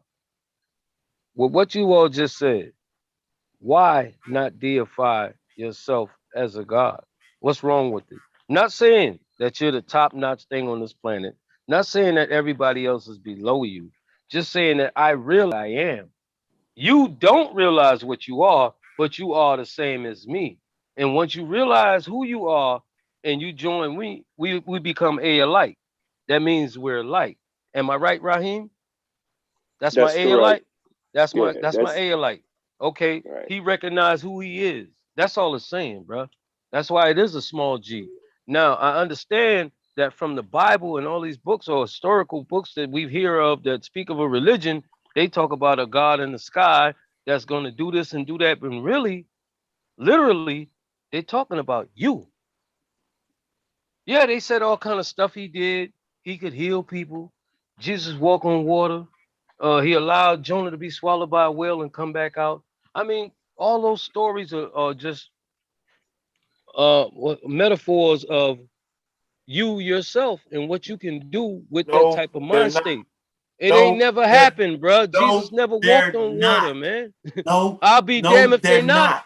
Okay, so tell me some of that. You can't walk on water. Man nobody can. Nobody can, but the sun does it every day. The sun that shines in the sky is on top of the water when I look at it every day, bro.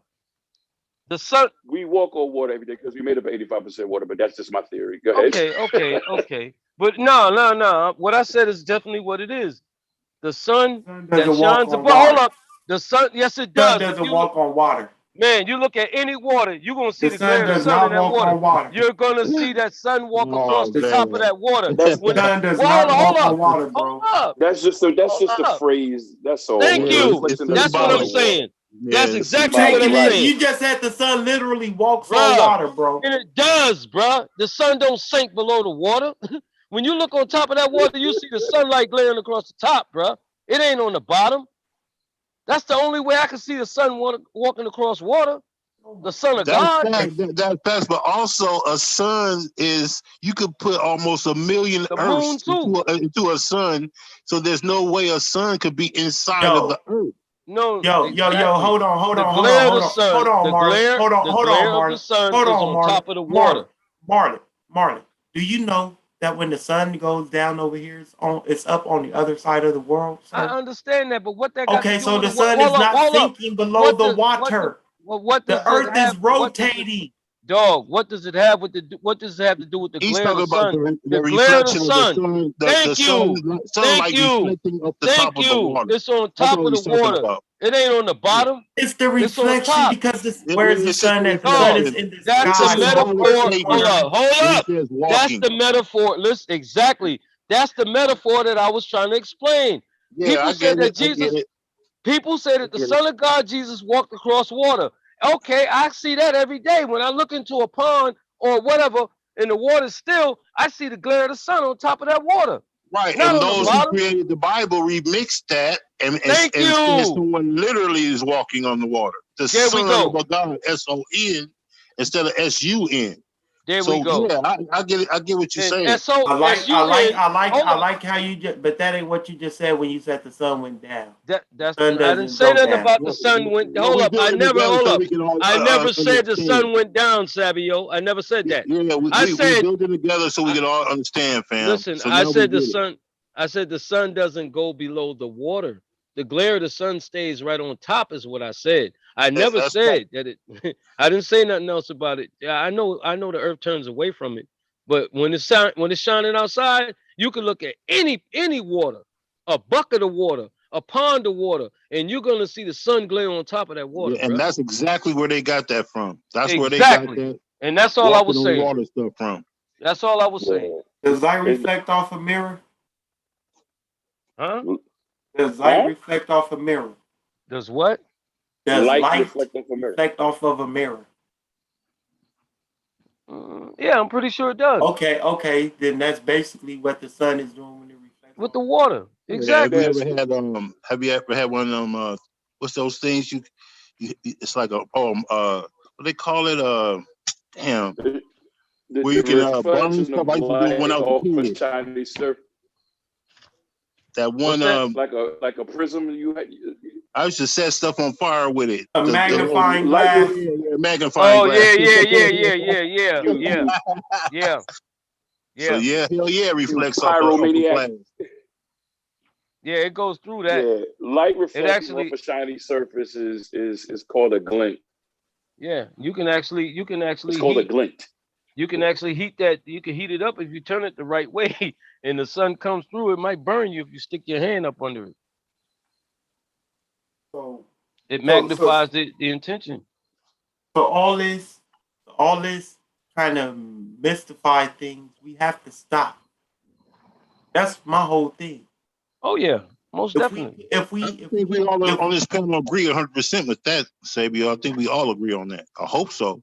Yeah, most definitely. Well, I think that what's happening is if we take things out of its mystical context and to give it a scientific explanation, because basically the language that was translated into the English language, you know what I'm saying, when it comes to that literature, we're talking about modes of persuasion. When we're talking about metaphor, we're talking about symbolizing certain things as a man walking on water. Water and man basically have a relationship. Water is your closest family member because you can't live without it. You was conceived by water in the first place through your mother. You understand what I'm saying? So, there is a symbolic relationship there. You know what I'm saying? Man has a relationship with the sun. We already know that we process that light into sun. So there's certain aspects in that literature that basically have things to do with nature. You know what I'm saying? Man being created from the earth. I mean, we find that with Canaan making man on his potter's wheel and other myths, when these people were basically trying to understand their existence and their relation to to nature. A lot of people can't even make these connotations right now. You know what I'm saying? When you tell people that they're the embodiment of light and sound, they're like, and so what does that mean? What do you mean? What does that mean? You know what I'm saying? The two most primordial essences in life is what basically gives you sight. It's what allows you to speak. It's what allows you to hear. You're part of an ongoing frequency that was here before you. And if that's classified or understood to be supreme or God, you know what I'm saying? Then some people can make that connotation. Philosophy makes that connotation as well. So, I mean, you know, our ancestors understood those principles and associated it with themselves. But to demystify it, sure, no problem. To demystify it and to take the symbolism away from it, sure, why not? You know, because you got people that relish in that. But it's like Sabio said when he brings up Dr. Ben's video about we are experiencing the vomit. We're not experiencing the beautiful meal that was set by our ancestors. Right. We're practicing a regurgitated form of African philosophy and Greek philosophy. Really, to tell you the truth, it's been remixed. It's been remixed so much that it's not nothing like it was originally. And that's why you have all this confusion going on, because we're not practicing what was originally set forth. We're practicing something that's been remixed and revamped and edited and revised over and over and over again for centuries until it came to us in our day. Go ahead. Tech, what up?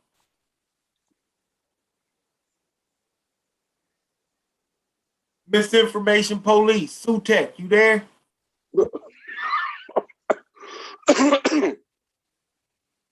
Blazing up. I guess the misinfo police is gone to sleep. All right. Yeah, I'm listening to what you brothers are saying. A lot of what they're saying, again, is not that I disagree with it, but it's the language I have a problem with. That.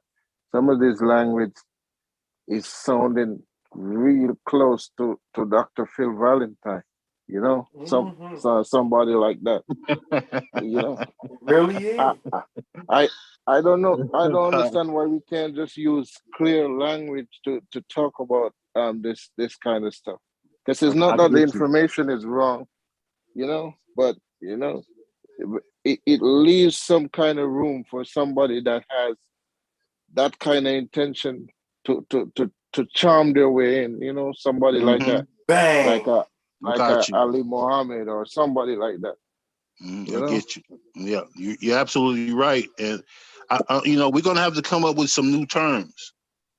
Probably. I think we use these terms because people are used to them and they kind of understand where these terms come from, and they'll get what we're saying if we use these terms. But soon we're gonna have to come up with some new terms, you know, that's outside of dogma. And I agree with you 100%.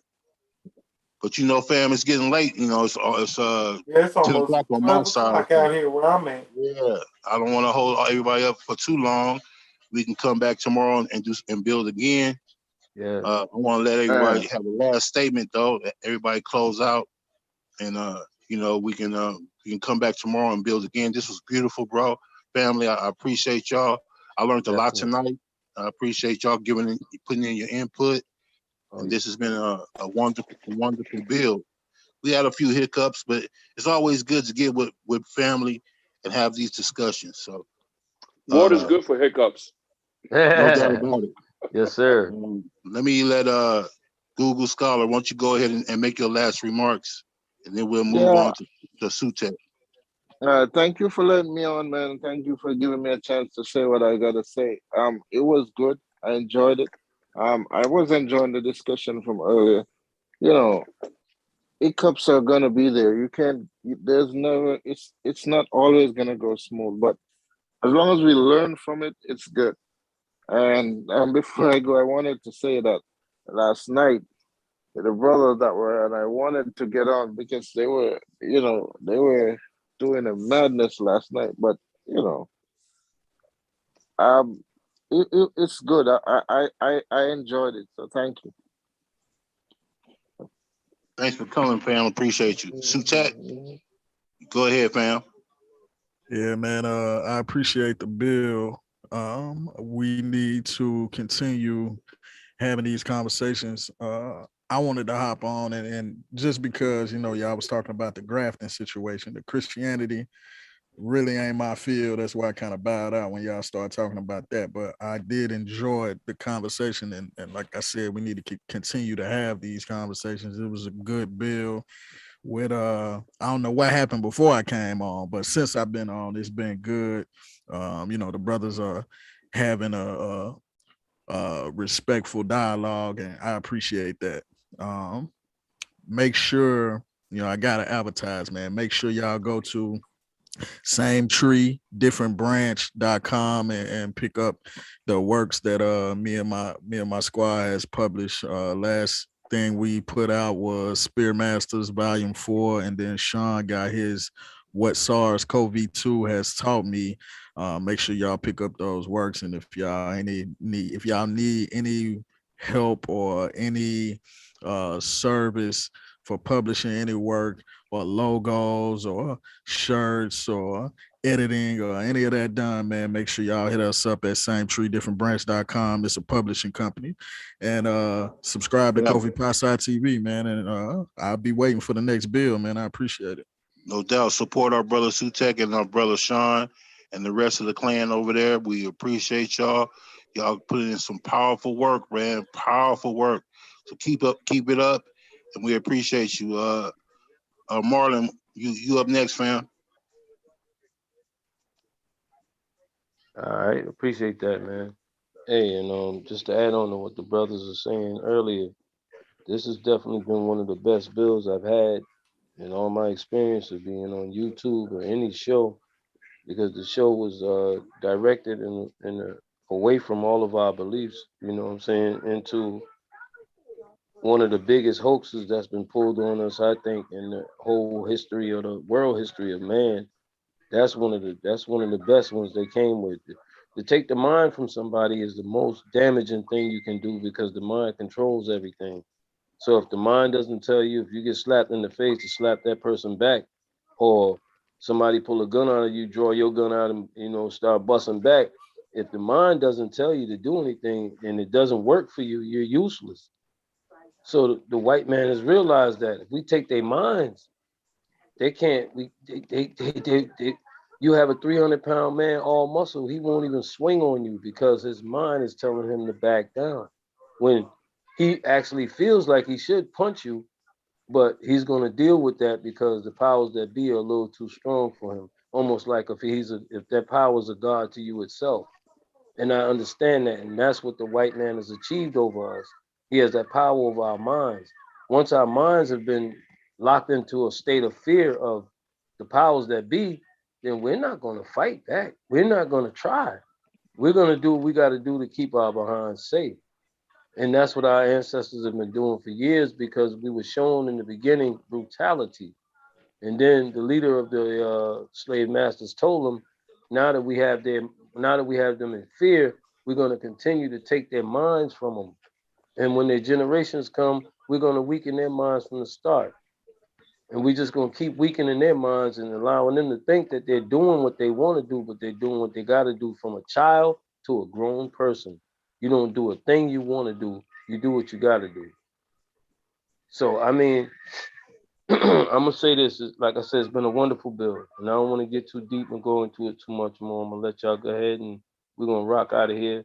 My name is Marlon Simmons. I go by the name of Yashmal Knowledge Born Allah. You can catch me at, Marlon Simmons on Facebook. I'm on the gram, Yashmal45. And I'm just like I said, I'm a learner, a builder, eye opener, try to help the world out as much as I possibly can, because that's what I was put here for. Appreciate and you, like fam. I say, peace to everybody on the panel. I'm sorry, go ahead. Go ahead. I'm gonna sign on out by saying, yeah, I'm gonna leave out and just say, like I said, Yashmal Knowledge Born Allah. And hit me up, Marlon Simmons on Facebook, Yashmar45 on Instagram. Peace and love to everybody. Peace. Support the brother. Look out for him. Hit his platform. Appreciate you coming, fam. This was a great build with you. I got to know a lot more about you and what you stand for. I see you in the chat all the time. So I appreciate you coming and building with us. Raheem, go ahead, fam. Oh, okay. Yeah, this was definitely a great build. Basically, getting things out in the open and addressing the things that some of us hold close to our hearts, without doing any more research than what we've been given. As far as the rhetoric that I'm using, it's only because of the words that I looked up. A lot of the times we speak the meanings of words without knowing actually what those words mean. How do you keep going on? These words, or what these words actually are, without being too exegetical or to give an extended explanation. So therefore, if my rhetoric offends anyone, or that's not what it's for. Doctors ain't gonna speak to you in their clinical languages, so they got to speak to you in layman's terms. I'm not going to speak in layman's terms. I'm going to give you what it means, where it comes from, and so that you can go back and understand as English classifies it, because ain't no other language going to do that. So on that note, brothers, I appreciate the bill. I love the knowledge that you're shedding light on, and basically being the mechanics that you are to get up under the hood and show the engine for what it is by taking it apart. Peace and love. Appreciate you, fam. Thanks a lot for coming. We learned a lot from you tonight also. And you're welcome anytime. You already know what time it is. Sabio, the God King, Sabio. You next, fam. You stupid. You stupid. Yo. I knew somebody was going to do it. All I can do is say, get at him. Get at him. Somebody was going to give me with the word somewhere. And again, as everyone has been saying, because I happen to understand language and words and English a little better, and the studies that I have started undertaking have helped me formulate a better idea of where these ideas came from, these religious ideas came from. I want us as a people to take the words out or replace the words, because I understand that the words that we use signify something that we have no affinity to. If I'm a bit abrasive, like I said earlier, if I'm a bit harsh, that's the way I have to be, because being exegetical and long-winded and using all those big words doesn't show intelligence. Because you can use big words and not use them correctly. Somebody tried to spell dimensional in the chat and misspelled the word dimensional. So dimensional is not that hard of a word to spell. It's very simple. But if you spell it with a Tional, somewhere you didn't follow phonics correct, somewhere you didn't make the transition from the N to the S sound, and kept it going. But anyway, we're gonna leave that. Your mic is fading a little bit, Sabio. You come in live for loud for a second, then you get real quiet. You can barely hear anyway, I just want to say this. I apologize for the snapping that I did, but I got a contender, and for some reason he wants to come at me. So I guess I'm gonna have to take him down in the debate, take him on in the debate about something. something relevant. It ain't going to be whose atheism is better, or am I the better atheist, or am I using atheism correctly, or am I defining it correctly? It's not going to be nothing asinine like that. It has to be something that we can actually learn from and grow from. So until we come up with a topic, we're going to keep having these clashes of heads. He thinks he knows me better than I know you. But you know, I'm gonna stay Sabio. I'm gonna stay the Nemesis and Camhit, and I'm gonna stay coming at this religion the way I come at it, because these Abrahamic faiths, all of them have put our people in the position we are in now. And let me read this before I close, because I did want to say, let me grab Okay, for sure, but just push up on your mic a little bit, because your mic is going in and out. I got you. You hear me? Yeah, I can hear you now. Good, because you up on the mic. Yeah, I can hear you. Mm-hmm. All right. And this is what I wanted to end with, because this is really what this show was really about. Me and Raheem was talking yesterday, and I said something about these Abrahamic faiths. I said this: these Abrahamic faiths, you know, the people who push them, they get so wrapped up in them that they can't see that it blocks them from having the ability to see the shackles placed on their mind.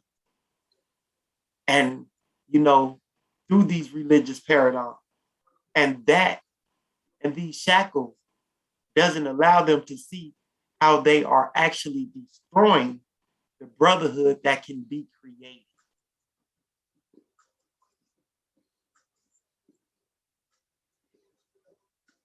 You know,